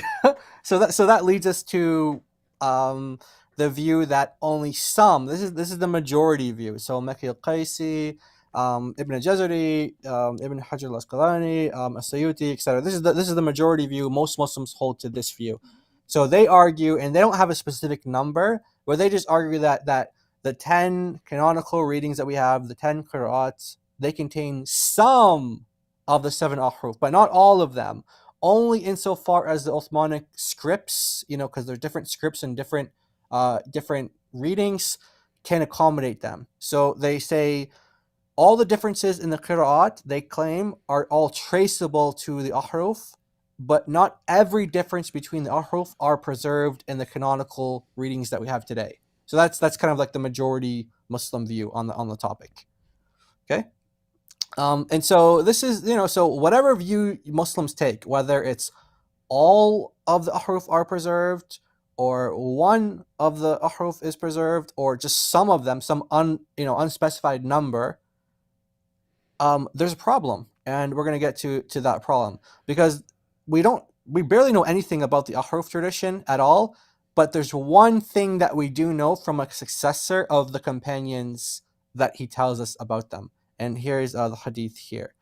So the hadith is, in Al-Bukhari, in Muslim, and I have the reference there in from Sunnah.com. And Ibn Abbas reported God's messenger saying, Gabriel taught me to recite in one harf, that's a singular harf, and when I replied to him and kept asking him to give me more, he did so till he reached 7 ahruf. Okay, now we have one of the companions here. Now, who's Ibn Shihab? Who's that? Yeah, Ibn Shihab is one of the what they call the tabi'in, or the successors, the ones that came in a generation after Muhammad.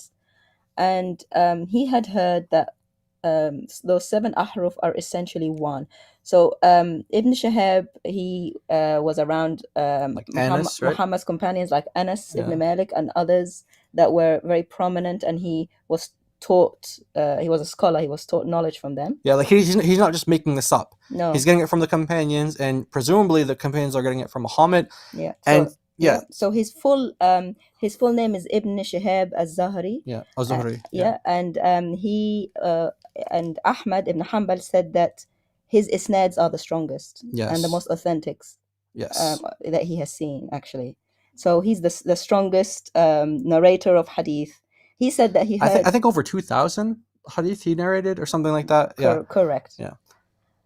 So yeah, this is what he says. You want to yeah. He had heard that those 7 ahruf are essentially one, not differing about what is permitted and what is prohibited. Okay, so this is really important now. So this is kind of like everything else was a lead up to this. This is the key part now of what I really want to get into. So here's what we have from one of the successors, from the companions, from Muhammad, this tradition here, that the ahruf, whatever they are, I see where you're going with this. Yes. Okay, good. Go ahead, start that over. You got it. Yeah, you got it. So he said, so the ahruf do not differ in commandments. They don't differ in what's halal, nor do they differ in what's haram. And so David already knew where we're going. We have just 3 examples that we want to share. There's many more you can share. Like literally, there's like a PhD thesis, as a doctoral dissertation, literally just on this topic of the legal differences between the different readings of the Quran. And this is like published, and so there's many differences, but we're just going to focus on 3. So if the qira'at are solely made up from at least some of the 7 ahruf, then they cannot differ in commandments. But they do. And so we just brought 3 examples. Like I said, we could have brought more. And we're going to go over one second, because again, there are people that this is new information for. So if anyone came in a little bit late, guys, there are I'll just kind of recap. So guys, there are supposedly, I mean, it's from the Hadith and so on. So there is time to fabricate some of this stuff, but there are sayings attributed to Muhammad and his companions where Allah revealed the Quran in 7 different ahruf. So he revealed it in 7 different something, whatever that means. It's something that Allah revealed the Quran in 7 different modes, ways, whatever word you want to use, because no one knows what the ahruf are. So Allah reveals the Quran, 7 different, let's say, versions of at least some verses and so on.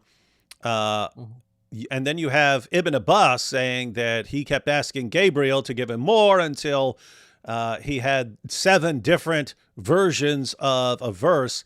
And then one of the successors actually explained it and said, yes, but they're all one. All these different, whatever they are, all these different versions are all one. These things, so these ahruf, these 7 ahruf, whatever they are, we don't know. But the different ahruf, do not differ about what is permitted and what is prohibited. So there's no difference as far as Allah's commands about halal and haram. And so the question is, how do the ahruf relate to the different qira'at? So these are different versions of the Quran that we still have in the world today. How do the 7 ahruf, these different versions of the Quran in the time of Muhammad, how are these related to or distinct from differences that we still have in Qurans today? Are they the same thing? Are the differences in the ahruf the same thing as the differences in the qira'at? What's going on there? There's a bunch of different explanations, but Jai and DOC here are pointing out that whatever the ahruf are, they don't differ. There's no differences in what's halal and what's haram. And so if there are differences in the qira'at as to what's halal and haram, then the differences in the qira'at cannot possibly come from differences in the ahruf. The differences must have come from somewhere else. They can't come from the same differences that were in the ahruf. Exactly. Yeah, great, exactly, that perfect summary. And so yeah, we have just 3 examples. So we're gonna just summarize them here, and then we're gonna actually we have slides for each one, so we'll get into them in greater detail. But in short, okay, so here's the 3. So chapter 5, verse 6: some Qur'ans command Muslims to wash their feet during wudu, which is their ritual washing purification. And this is actually a difference between Sunnis and Shia. Different Qur'ans command Muslims to wipe their feet during wudu. So one of them says to wash their feet, the other one says to wipe their feet. And I think, David, you have an example. You heard some Muslim speaker from, like, he went to Lebanon, and he you had an example of this last time we spoke about it. So, it was like some Muslim went to, like, Lebanon, and he heard Muslims, like, debating about this, like, because there's, like, Shia and Sunni that are living side by side, and some of them are, like, washing their feet during the purification, some of them are wiping their feet. And you said this was like it was a huge thing. It was some Muslim speaker, I think, is a convert to Islam. I remember you mentioning it before. I do not recall. Okay, that's fine. It's very important. Yeah, it's very important. Because if the wudu, which is the ablution, is obligatory, yes, you can't pray without it. Yeah, you're not clean. It's like you're not purified clean before Allah if Yes, you don't do if this. you don't do it, your prayer is not accepted. And prayers are obligatory. You can't go to paradise without prayer, and you can't do prayer without ablution. Yes. So, and the ablution, you have to wash the feet. It's one of the conditions. Yeah. Wash or wipe, depending on the Quran. So if you wash and it was actually Allah wanted you to wipe, or if you wipe and Allah wanted you to wash, none of your prayers are accepted. Yes, so it's very important. And you can't go to paradise without prayer. Exactly. So it's very important actually to get the wash or wipe correct. Exactly. And so chapter 2, verse 184, second example: some Qur'ans command Muslims to feed a poor person to redeem their skipped fasting during Ramadan. And different Qur'ans command Muslims to feed multiple people. So some Qur'ans say you feed one person, other ones say you feed multiple people, depending on which Qur'an you're reading. They differ in the commandment here. And then chapter 2, verse 191, some Qur'ans command Muslims not to fight at al-Masjid al-Haram. Different Qur'ans command Muslims not to kill at al-Masjid al-Haram. So you have a difference. Can you is it haram to fight, or is it haram to kill? What is it? So on these differences, you're pointing out that the different ahruf, whatever they are, and no one knows except Allah, whatever the differences are, they have nothing to do. There are no differences that have anything to do with what's halal and haram. And yet we have different qira'at, so different readings of the Quran that we still have.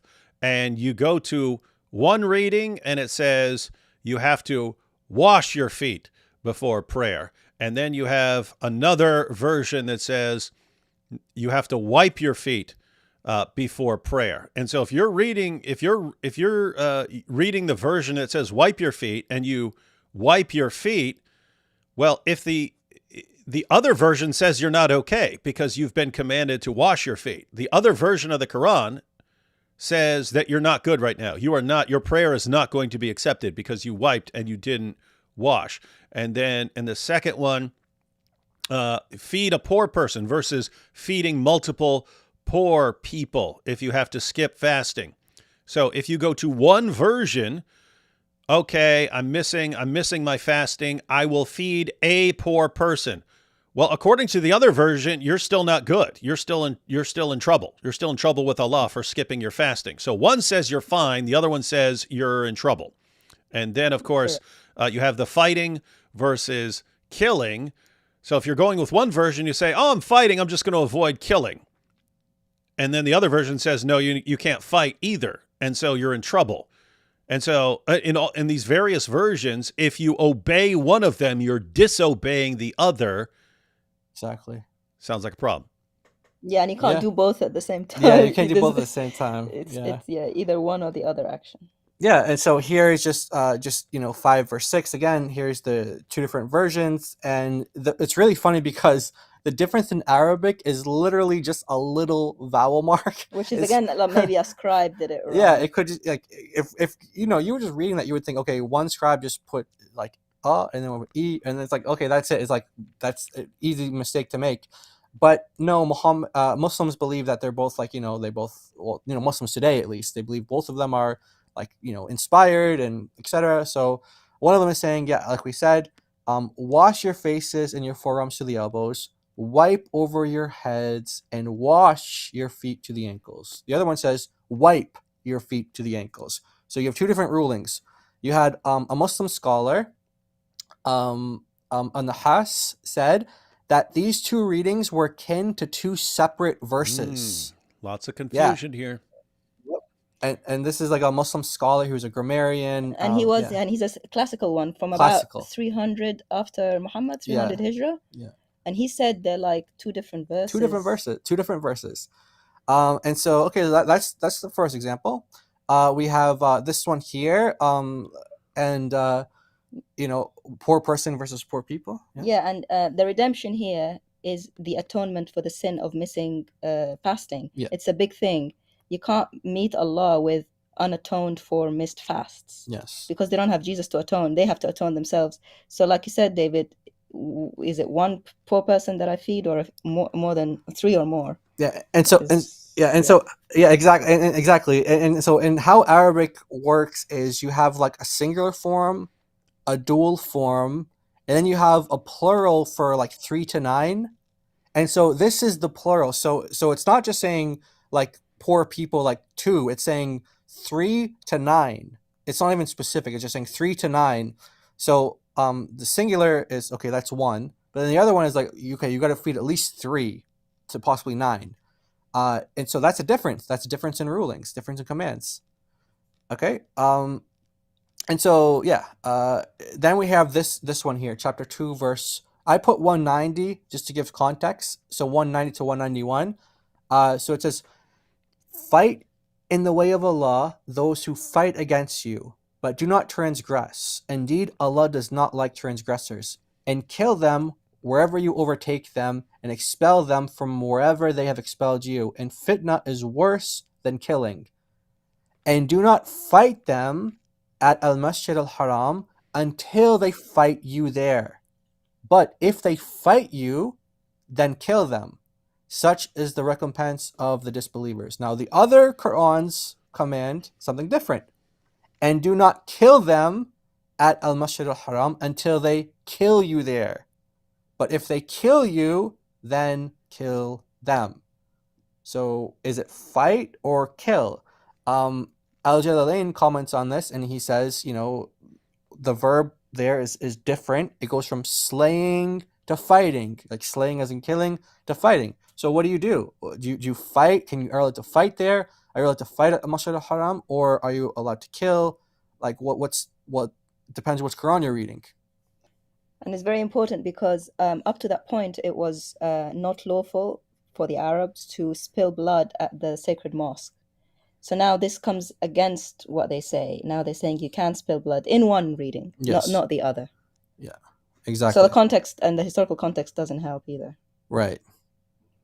Okay, so those are just 3 examples. There's many examples. Like I said, people have literally doctoral dissertations on this, like literally on this topic of like the fiqh differences, the legal differences between the different readings of the Quran. And so there's just 3 examples, but I have, this is what I kind of laid out here, and David can kind of give in the syllogism form, kind of make it just really clear what the argument here is. But here's how I put it. If the ahruf cannot differ in commandments, and 2, the qira'at do differ in commandments, then we have to conclude then the qira'at, at least in these instances, cannot be derived from the ahruf. And so this is kind of the major argument from this whole presentation, that to any Muslim, you talk about preservation of the Quran. So this is like kind of like, now take this to just your anyone who can take away, who's going to talk to Muslims about this topic. When they bring up preservation of the Quran and they bring up the Hadith about the 7 ahruf, well, you point them to that explanation from the successor that says that they cannot differ in commandments. They can't differ in what's halal. They can't differ in what's haram. But we just showed 3 examples where they do differ in commandments. So the ahruf are still missing. We don't know what they are. So what's the origin of these qira'at if they can't be the ahruf? Where do they come from? Yeah. And that's why the scholars say we don't know. Yeah. And by the way, so Yaser Qadhi, I mean, remember what he was saying. You can't say that we have the all the ahruf preserved in the different kirat, because then how would we explain differences with the companions and so on? So he understands that you have to explain differences in terms of ahruf, because other than that, if they're not coming from those ahruf, then where do they come from? Where do they come from? It's either humans deliberately changing things or humans messing up and making mistakes with the Quran. As a Muslim who's trying to convince people that the Quran's been miraculously preserved by Allah, you don't want either one of those. You don't want either one of those options. So you have to explain all the differences in Quran, in the different kirat. You have to explain those in terms of ahruf, and you need the ahruf to explain the differences from the companions. And so the ahruf have to do a lot of work here. And so Jai and DOC are pointing out the ahruf cannot do the work of explaining all the differences in the kirat, because the ahruf don't differ in commandments. The kirat do differ in commandments. And therefore, same problem, where do the differences come from? You've got scribal errors, or you have Muslims deliberately making changes because they think they can improve on the Quran. Either way, your miraculous preservation argument has to be seriously modified or abandoned. If you wanted to put this in the form of a syllogism, you could do it in a couple different ways. Probably modus tollens would work. If the differences in the kirat come from differences in the ahruf, then there won't be any differences in the commandments. Premise 2, there are differences in the commandments. And then the conclusion would be, therefore, the differences in the kirat do not come from the differences in the ahruf. And then the follow-up issue would be, where do they come from then? What else do you have from Allah that can be used to explain these different versions of the Quran? Muslims who are watching, I just have to point out again, there's a principle of reasoning, inference to the best explanation. If you have multiple explanations, every once in a while, you'll have a situation where I kind of can't tell. This explanation works and that explanation works. Sometimes you have a best explanation, the one that fits the evidence best. And as Jai and DOC were pointing out, I mean, it's some of these differences in the meaning of the Quran. It's very easy to understand how some scribe just put a little dot in a different place, because he started off with a Quran that didn't have dots, and he gets to insert the dots, and if I put the dot here, the verse makes sense. But guess what? You could put the dot in a different place and it still makes sense, but it has a different meaning. And so what's the best explanation for why you have these differences? Scribes making mistakes or putting their own thoughts into this or something? Or Allah making things hopelessly confusing for the entire ummah? And Allah revealing contradictory verses in different ways. So in other words, what do you think is the best explanation? It's just amazing that you're so glued to thinking that your text is somehow miraculously preserved that you'll throw Allah under the bus and just, Allah's an idiot who just have to reveal in all these different ways and come up with all these different, and then I'm revealing it in all these different ahruf. Only Muhammad's companions didn't know about it until they had all the differences. And then somehow, later Muslims come up with a bunch more differences, but it all comes from Allah. We just don't know how. Why are you so glued to a scribe never making an error that you make Allah sound like an idiot? Like, why? You're trying to make it sound like Allah is super powerful and he's preserving your book, but you're making him sound like an incompetent moron, a bumbling idiot who keeps revealing the Quran in all these different ways during the time of Muhammad, and then somehow miraculously inserts all these differences into later versions of the Quran. He's just constantly changing the text over and over again, but it's all miraculously from Allah and it's perfect and never change. This is insane, guys. This is insane. What do you do here? Yeah, I mean, major problems, right? It's just, and oh, by the way, I have a clip here just to kind of summarize everything from the interview right here. About a minute or so, under a minute, actually, I think. Check it out. Let's go. This is now a well-known open secret amongst many Muslim graduate students and academics around the world. And this is well-known. Traditional understandings of ahruf and qira'at cannot answer some of these pressing questions that are now being poked by our people outside of, by our academics, not our, by their academics outside of the faith tradition. You see, in a Muslim environment, there's always some respect that we have for the Quran. We should. In a Muslim environment, we'll press a little bit and we'll say, okay, khalas, sami'na wa ata'na. And that's great, alhamdulillah. When you go to academia, they don't have that red line. Mm-hmm. And they're going to just, you know, the famous story of the emperor with no clothes. They're going to just point out, no, that doesn't make any sense. Well, that's not true, and this and that. And they'll bring issues, which I'm not going to mention explicitly, that you know are true because they're in your own books. They're not inventing anything new. So they'll you bring know you they're right. And then you add to that very well-known issues of, I don't even want to be explicit. Then you bring on top of that makhtutat, and then. And it's very clear to you and to every single very advanced student and specialist that the standard narrative has holes in it. That's what I'm going to say. Mm-hmm. The standard narrative does not answer some very pressing questions. Okay? This is what I'm going to say. All right. Yeah. So, and again, guys, the standard narrative that he's talking about there is not the standard narrative that your average Muslim has been given. The standard narrative that your average Muslim was given was perfect preservation, dot for dot, from the time of Muhammad down to the present. There's never been one letter of difference between any two Qurans, not a single dot of difference between any two Qurans. That's a lie that they told to people who are completely ignorant. That's the lie that dawa guys told. That's the lie that the scholars told, because they knew that if you knew the actual history of the Quran and all the problems that they have no way of figuring out. They can't figure them out. You have the greatest scholars of all time trying to make sense of these issues, and they just can't. They knew that if average Muslims knew about that this is going to rock their faith. And therefore, they preferred lying to you. Perfect preservation right down to the letter. But that's not the part. That's not the holes in the narrative. That's just a flat out lie. The narrative is the narrative that Muslim scholars have been agreeing upon and pretending that these things make sense, that their explanation of, we'll explain these differences in the Qira'at in terms of differences in the ahruf, and we'll just explain these things. Yeah, we've got this figured out. And the Western academics saying, no, that doesn't work. That doesn't work. Here's why.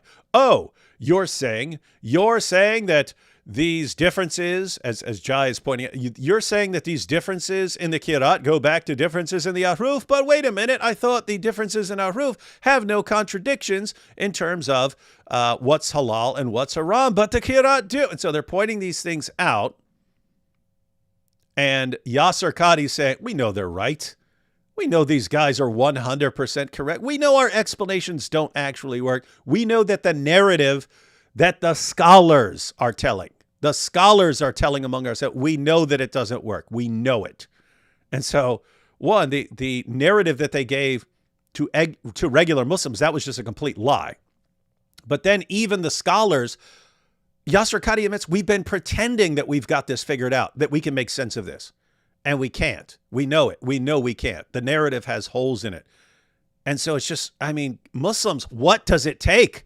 What does it take for you to realize that your book is a giant mess? It was a mess all along. It was a mess during the time of Muhammad. He had to lie and blame Allah for his own lapse in memory. Muhammad, why are you reciting the Quran differently to different people over time? 'Cause Allah? Yeah, Allah made me do it. Allah revealed it in all these different ways. So you blame Allah for that stuff, and then you get down to today, and what are the scholars doing? They're lying about their explanations, just like Muhammad did. He's their pattern of conduct, after all. And what do they say? Oh, yes, we've got this. Well, first of all, no, they don't even say that. They pretend there are no differences. And then if you expose them for lying about the differences, they say, okay, there's these differences, but we've got it all figured out. It's all, it's Qira'at and ahruf and so on. And if you actually pin them up against the wall, and your putting them in the face of actual scholars who can expose them, then suddenly, okay, we have no idea what's going on. It's just a big, huge, confusing mess. Our best scholars can't figure any of this stuff out. Just please give us time. Maybe eventually we'll figure it out. This is ridiculous, guys. Like, what does it take? How much clearer does it need to be? One, that your book isn't anything like what has been told to you by your scholars. It's a big mess. And two, what does it take for you to realize that your entire religion that's been taught to you is taught to you by liars and manipulators who are telling you not the truth. They're telling you whatever they think is most likely to keep you confident of your religion. And they will tell you absolutely anything. And it's the same as the dawa guys who will lie in a heartbeat. They'll lie in a heartbeat if they think it will get you to convert to Islam. How do you not realize this? It is the most obvious thing ever. And if you don't get, I don't even know what to do. If you just don't care about truth and you don't care when people are lying to you, I don't know what I could possibly tell you.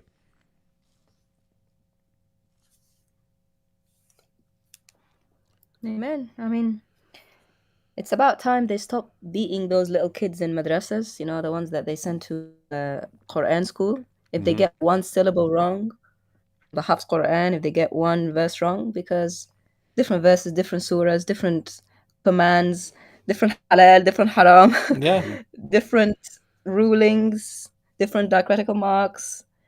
I mean, they treat the Hafs with such a reverence, like it's holy, and you can't get one vowel sound wrong. And yet, if you look, you'll see all kinds of things added and taken away. Whole surahs that are different lengths, and Muhammad himself would make mistakes in the recitation of the Quran. Maybe we need to make a skit one day where Muhammad goes to a Quran class and he's reciting and he recites the wrong version and stuff like this, and someone beats him with a stick. It'll be good. Boom boom room.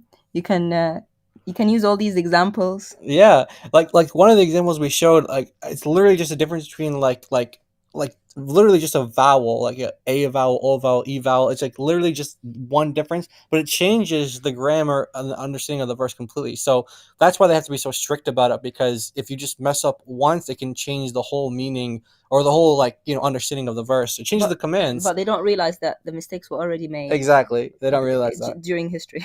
Yeah. The Muslim history. And so, so I already, oh, wait, are we? Yeah, we're still on. Okay. Yeah. So, oh, sorry, I had my my thing up, the other window up. But yeah, so basically, the Muslims, who I see some Muslim comments. One guy said that Farid is going to respond to this. That's not. I don't know. For last time, Farid's going to get you. Yeah, last time he did a response to us, he did like a 5-hour response, and then he ended up deleting it because everyone was commenting like, "Dude, really 5 hours?" And then he did like a shortened version, like 2 hours or so. And didn't Farid mix up the qira'at and the ahruf? He did that once. He makes all these different mistakes. He has like a playlist on his channel about like 100 mistakes that Christian Prince made or something like that. And I mean, I could do the same thing for him and actually show examples where he makes mistakes. He just makes mistakes all the time. So the Muslim who was saying that Farid's going to respond, we welcome it, but don't get your hopes up because he usually doesn't actually respond. Farid fails to respond time and time again. Yeah, we have different ideas of what it means to respond to something, right? Yeah. Those mean completely different things in the Muslim community and in the non-Muslim community. And what I mean here, and by the way, notice the parallel between like Farid responds or Hijab responds or Ali Dawa responds or something. Notice the similarity to Muhammad's response, right? Like one of his companions starts seeing the problem. Wait a minute. You're reciting the Quran in different ways and we've never heard about it. And all of a sudden you say that Allah revealed it in all these different ways. And no one ever bothered to tell me, the greatest of the reciters of the Quran. No one bothered to tell me about this. At all, at any point. And so he notices the problem. What's Muhammad's response? Hits him in the chest. Boom! Shut up. Quit your whining. And, okay, now I feel better. But I mean, think about this. It's just, hey, you're sitting there thinking about this and stuff. Shut up! Bang! That's it. But that's what the Dawa guys are. That's what Farid is going to do. What is Farid going to do in a response by Farid? he's going to speak in an incredibly confident and condescending tone. And that's it. That's enough for the followers. Just like it was enough for Ubay ibn Ka'b. Just it's a verbal hit in the chest. And so it's going to be, oh, well, they say this, but oh, look, let me find this guy who says this. You see, you've been refuted. And all the fans, oh, wow, powerful, powerful. He said words in response to them. Therefore, he has responded to them. That's not what we mean by response. That's not what we mean by response. If you want to respond to what Jai is saying about Muslims not knowing what the ahruf are and having 40 different explanations, then explain, no, we do know what the ahruf are. And here's what they are, and here's the proof. So, Jai, you're wrong. And oh, Jai, you say that there are differences in the commands in the different kirat? No, I will show you. These all have the exact same commands. I will refute you. Or notice, those are the kinds of things that you would actually have to do. Those are not the sort of things that Farid is going to do. He's going to give some response and say, oh, but there was a scholar, or what he'll do is, this is such a dumb argument that it's not even worth responding to. And then he'll wave it off and the fans will go, yeah, great. What a great response, Farid. You showed them that their responses are so dumb, you're not even going to respond to them on a show called Farid Responds. But that's what you get. And so, guys, I mean, think, if anything, Jai and DOC just pointed out, if there's a flaw in the reasoning somewhere, you'd be able to show, here's why this is wrong. We do know what the ahruf are. We do know that these differences in the kirat all go back to these ahruf. Here's how. You would explain that. That's what he's not going to explain at all. At best case scenario, he will pretend to respond to those things because he knows that 99% of you are going to fall for it, no matter what he says. And this is Islam. And you wonder why we think dawa is a complete joke at this point. Exactly. Wild stuff. Yeah, and they're like you said, we have way different ideas of what it means to respond. And plus, these guys have no problem with lying. Like, they're just so dishonest. Like, we were just reviewing a video today. We had a stream today where we were talking about why Sajid regrets promoting Daniel Hakikachu, and what he said was that he just lies too much. I don't know, from his perspective, he's lying about other things. Yeah, he does lie too much, but he thinks he's lying about other things than what we're thinking about when we're saying Daniel lies. But he's only salty because the lie was about him. Yeah, exactly. If they lie about each other, they get mad. So they have no problems. Like, even their top guys, like Farid's not even close, but their top guys that are out there doing the debates and things like that, they actually just have no problems lying at all. Like it's so, yeah, we're not. I mean, we're hoping that this material gets out to them, to the Muslims, but for the Muslims listening, don't expect like your dawa guys to actually give you responses to this stuff. Yeah, and I mean, that is an important little difference there, that Sajid recognizing, hey, Daniel is a liar. And when I think of Sajid, I think, oh, this poor guy doesn't know what he's been so brainwashed and manipulated, he doesn't realize how stupid what he's saying sounds. But when I think of Sajid, I don't think here's a liar. When I think of Daniel, I think here's a liar. When I think of hijab, I think here's a liar. When I think of Ali Dawa, I think this guy, wow, what a liar. When I think of Sheikh Uthman, I think, what a liar. I mean, Sheikh Uthman. This is a guy who covered himself in fake blood. Oh, the kuffar, they got me. They're trying to stop the dawah. Now support my work. So you have the people that, I could think they're wrong, but I don't think they're like deliberately lying and so on. Isn't it weird that those are the guys who never become popular in Islam? Yeah. The guys who become, the bigger a liar you are, and the more confident you sound when you're giving those lies, that is the biggest factor in how popular you become as a dawah guy. So guys, and anyone out there who's deciding to go into dawah, hey, I want to do dawah. I want to give dawah. I want to be a popular dawah guy and rescue Islam. Just dial up your confidence level to 10, no matter how idiotic what you're saying is, and then dial up your lying to 10. Don't even worry about consequences. Don't even worry about people exposing your lies. The dawah, the community of fans will love you no matter what you say. And they will shower you with praise and honor and money and everything else. And that's just how dawah is. And what a massively dysfunctional community. This is what they expect us to take as the truth. It's insane. Exactly. Like they actually, one of their things that they value is this, like you're allowed to lie. You're allowed. They don't call it lying. They'll call it other names like like Tawriya or whatever else, or um Taqiyya. That's what they say. Oh Kitman. no, that's only the Shia. That's only the Shia. Well, the Sunnis have it too. They just call it by different names, and it's like it's just when you go over like what is allowed in this religion, like they're allowed to give like ambiguous meanings where they mean one thing, but they say something else to confuse people to thinking that they're telling something else. It's like that's allowed in this religion. Like they allow that kind of stuff, like this double speak, and this is something that's like praised, and it's like you're this is an alternative to lying. Like notice in Islam, the alternative to lying is not telling the truth. It's, well, here's just an acceptable form of lying. Like anyone else would call it lying, but we don't call it lying, and this is just how you guys can do it. And you have like you have a check mark. Go ahead, you can go do it. And it's just, it really like you hope that you when you engage with Muslims, you really want to pray that God prepares their hearts, because they are in a system that doesn't value the truth. But your hope is that the person you're talking to, like, they actually do value the truth, and you can get somewhere with that.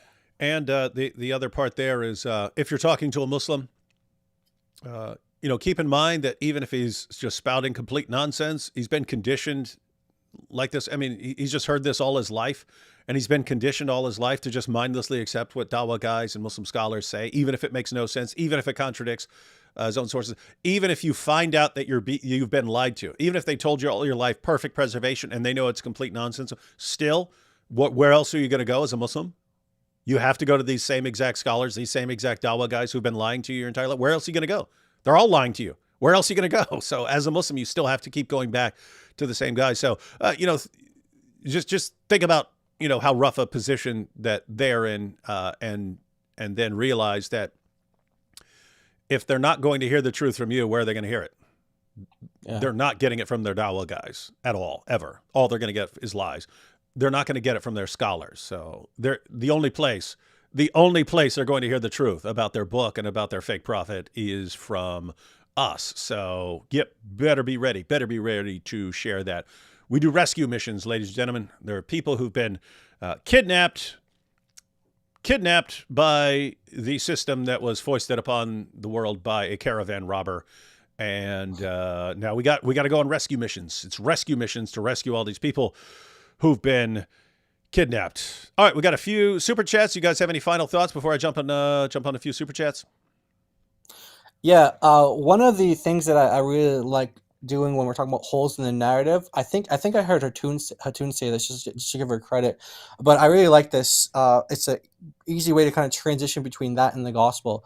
So the Muslims, they have these holes in the narrative, and Muslims are trusting their eternal salvation in these holes that cannot save. But we want to introduce to Muslims the holes that can save, and these are the holes that are in the hands and in the feet of the Lord Jesus Christ. And those holes, Muslims, do bring salvation, because those holes are, the holes that Jesus was nailed to the cross on. He died for your sins. He rose from the dead 3 days later. Those holes you can trust. The Islamic holes, Islamic narrative, you can't trust that. That's lies. That's distortion. That's trying to get you to believe something that is not true. But these holes in the Lord Jesus Christ, they bring salvation. The prophet Isaiah says that by his wounds we are healed. Those wounds, those holes, bring us healing and bring us salvation. So that's our kind of takeaway at the end of all this. We want to just present that to Muslims and urge them to repent and to believe in Jesus. Anything? No, we won't believe that because our dawa guys told us not to. And Muhammad told us not to. The guy who would lie about God to cover up his own failing memory, that's the guy that we have to trust no matter what. And all the dawa guys who lied for 14 centuries to us, we have to believe them no matter what, instead of believing the Lord Jesus Christ. Amen. Yep. Oh, man. Okay, well, yeah, we'll head out. We'll let you answer the super chats. It's late here in the UK, but yeah, God bless you. Thanks for having us on, and take care. All right, catch you next time, guys. Okay. Thank you. God bless you. All right. Hope none of these super chats were for Giant DOC, but we'll see. It sounds like I think this is about Pikachu. Is that me as Captain Kirk there? Hey! That should be Mike Winger. Well, no, he wouldn't be Captain Kirk. He'd be like some dork Spock or something. Anyway, it sounds like I might peek at you. I say four-year-olds will do. My arguments have been refuted, but the same old lies I throw at you, and all my problems come from the Jews. Who am I? Well, that could be describing a bunch of different people, but we know you're talking about Mike Winger. No, just kidding. That's Daniel Hakikachu. And everyone knows it. Abu Ahruf says, Yaser should title his advanced topics in Quran Sciences book, Only Holes in the Narrative. He should title it something like that. Yeah, think about this. What would you even teach at this point in your amazing advanced topics in the Quran Sciences? It's all a disaster. Everything is massively confusing for anyone who remotely takes it seriously that all this goes back to Allah. And yet you kind of have to as a Muslim. I mean, you don't have to, but if you're going to be like an Orthodox Sunni Muslim, you have to take these explanations seriously, even though you know they don't work. It's just what happens when you build your beliefs upon centuries of lies. Let's see. The first generation Muslims wrote the word down wrong. Momo wasn't a prophet. He just loved prophet. Yes, he did. If you convince enough people to mindlessly follow you. And when I say mindlessly, guys, that's a command. It doesn't use the word mindlessly, but it says that you can have no resistance against anything Muhammad has decided. Surah 4, verse 65. You're not a real Muslim unless you have no resistance against anything Muhammad has decided. And you accept his commands with full submission. So Muslims tell us Islam is the religion of submission to Allah. What does 465 of the Quran say? You can only submit to Allah by completely, mindlessly, unquestioningly accepting everything Muhammad says. So what's this religion really about here? It's about Muhammad. Allah is his sock puppet, ladies and gentlemen. Let's see. $1,000 seeds. I say no. Me and my follow.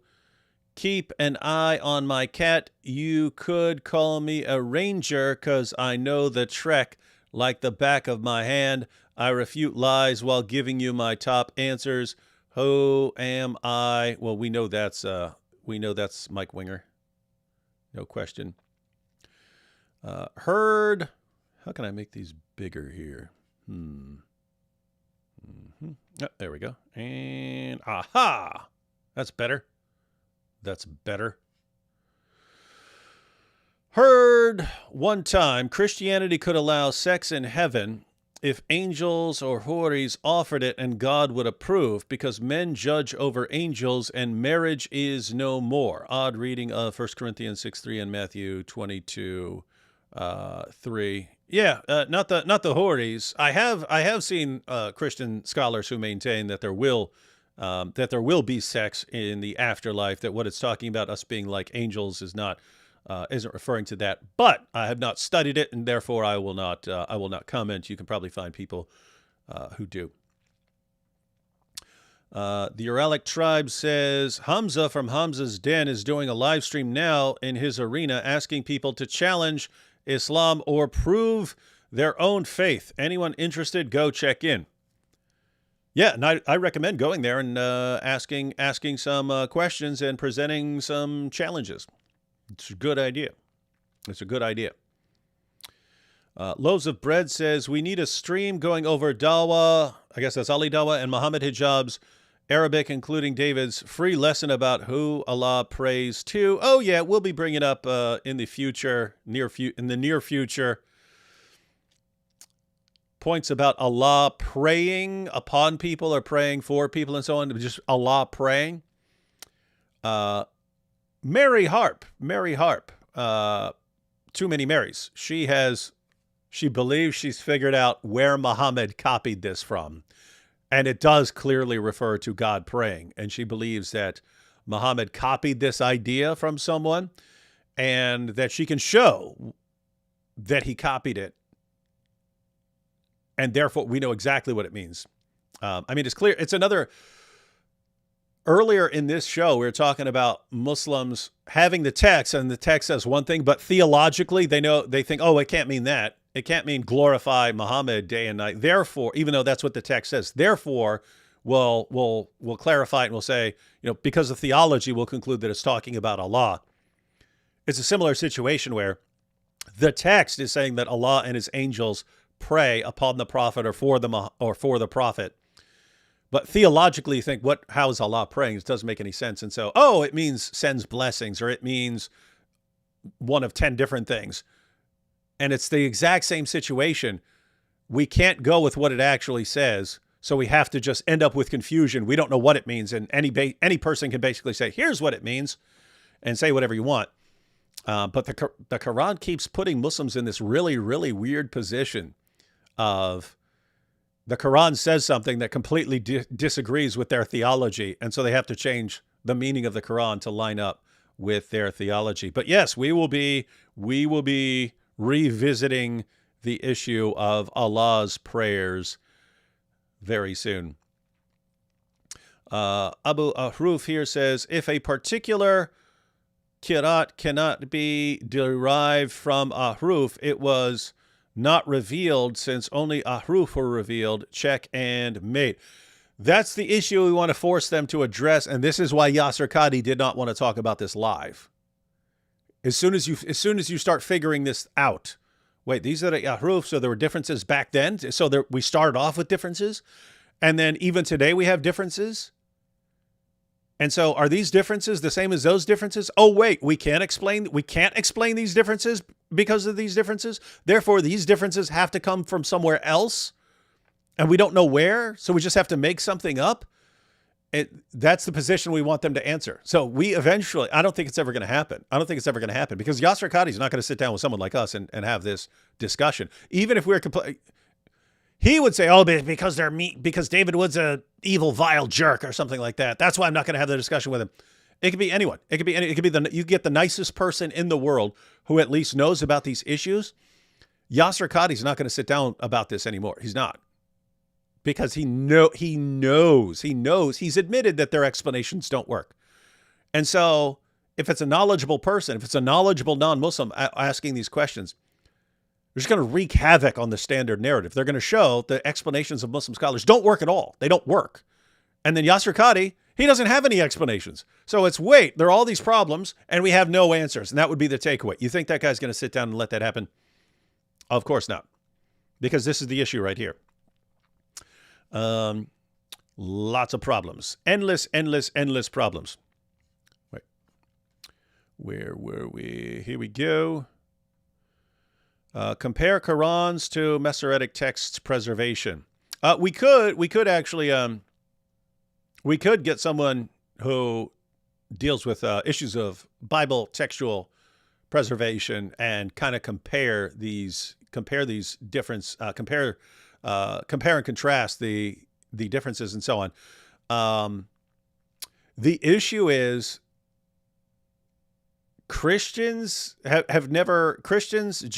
we've never had a problem with the idea that a scribe can make a mistake. We've never had a problem with that idea. We would want to spot when a scribe makes a mistake. We'd want to be able to detect the mistake. That's what textual criticism is. You're sifting through manuscripts and saying, okay, that looks like a scribal error or something like that. We've never had a problem with it, which means we're totally free if we see a manuscript to go, oh, okay, a scribe messed up.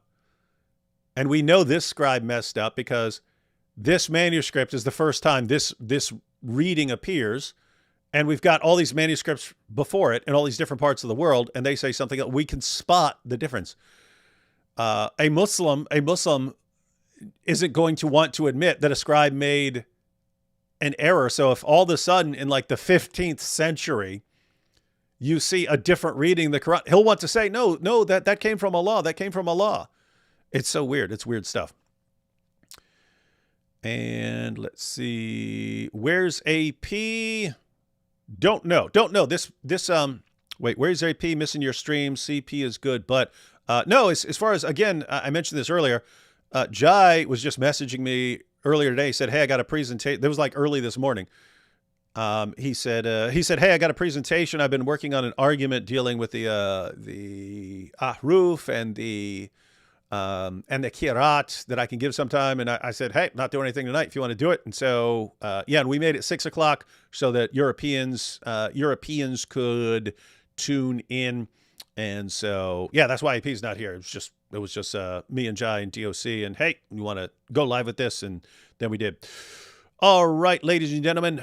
So what do we think? Has the Quran been perfectly preserved? Has the Quran been perfectly preserved? What do we think? Any Muslims want to chime in here and tell us how the Quran has been perfectly preserved, which is exactly what you were saying to us 5 years ago? Perfect preservation, right down to the letter. I have Muslim apologetics books in here talking about the perfect, miraculous preservation, dot for dot, letter for letter. That worked fine until the dawn of the internet, where we can actually put different Qurans up on the screen and show you differences, where we can all see a video of someone showing up to Speaker's Corner with dozens of different Arabic Qurans and exposing the lies. So why did you tell us perfect dot for dot, letter for letter preservation? I'm asking you, Muslims who are watching, why did you tell us that? Keep in mind, I don't think that you were lying, like as in terms of deliberately deceiving people. I believe that you were deceived, you were lied to, and then you passed on those lies. So why did you tell us? Why did you tell us perfect letter for letter, dot for dot preservation? Why did you tell us that? You told us that. You told us to convert to Islam because of this amazing preservation. You told us that because you accepted the lies of liars. And then in other words, you were the megaphone for other people's lies. Your dawa guys are liars. They tell the lies to you, and then you shout their lies at us. That's what you are to them. Your deception megaphones. You spread the lies that they come up with. And then you get mad at us when we expose those lies. How massively dysfunctional is that? They lie to you, you love them for it, and you love their lies, and you pass on their lies. We come along and we expose the lies. We say, hey, what they just told you about ahruf, that's false. Here's why. What they just told you about perfect preservation, that's false. We can prove it. Here's why. What did they tell you about the kirat? That's false. We can prove it. And you get mad at us. You hate us for telling you the truth. So you love liars and you hate people who tell you the truth.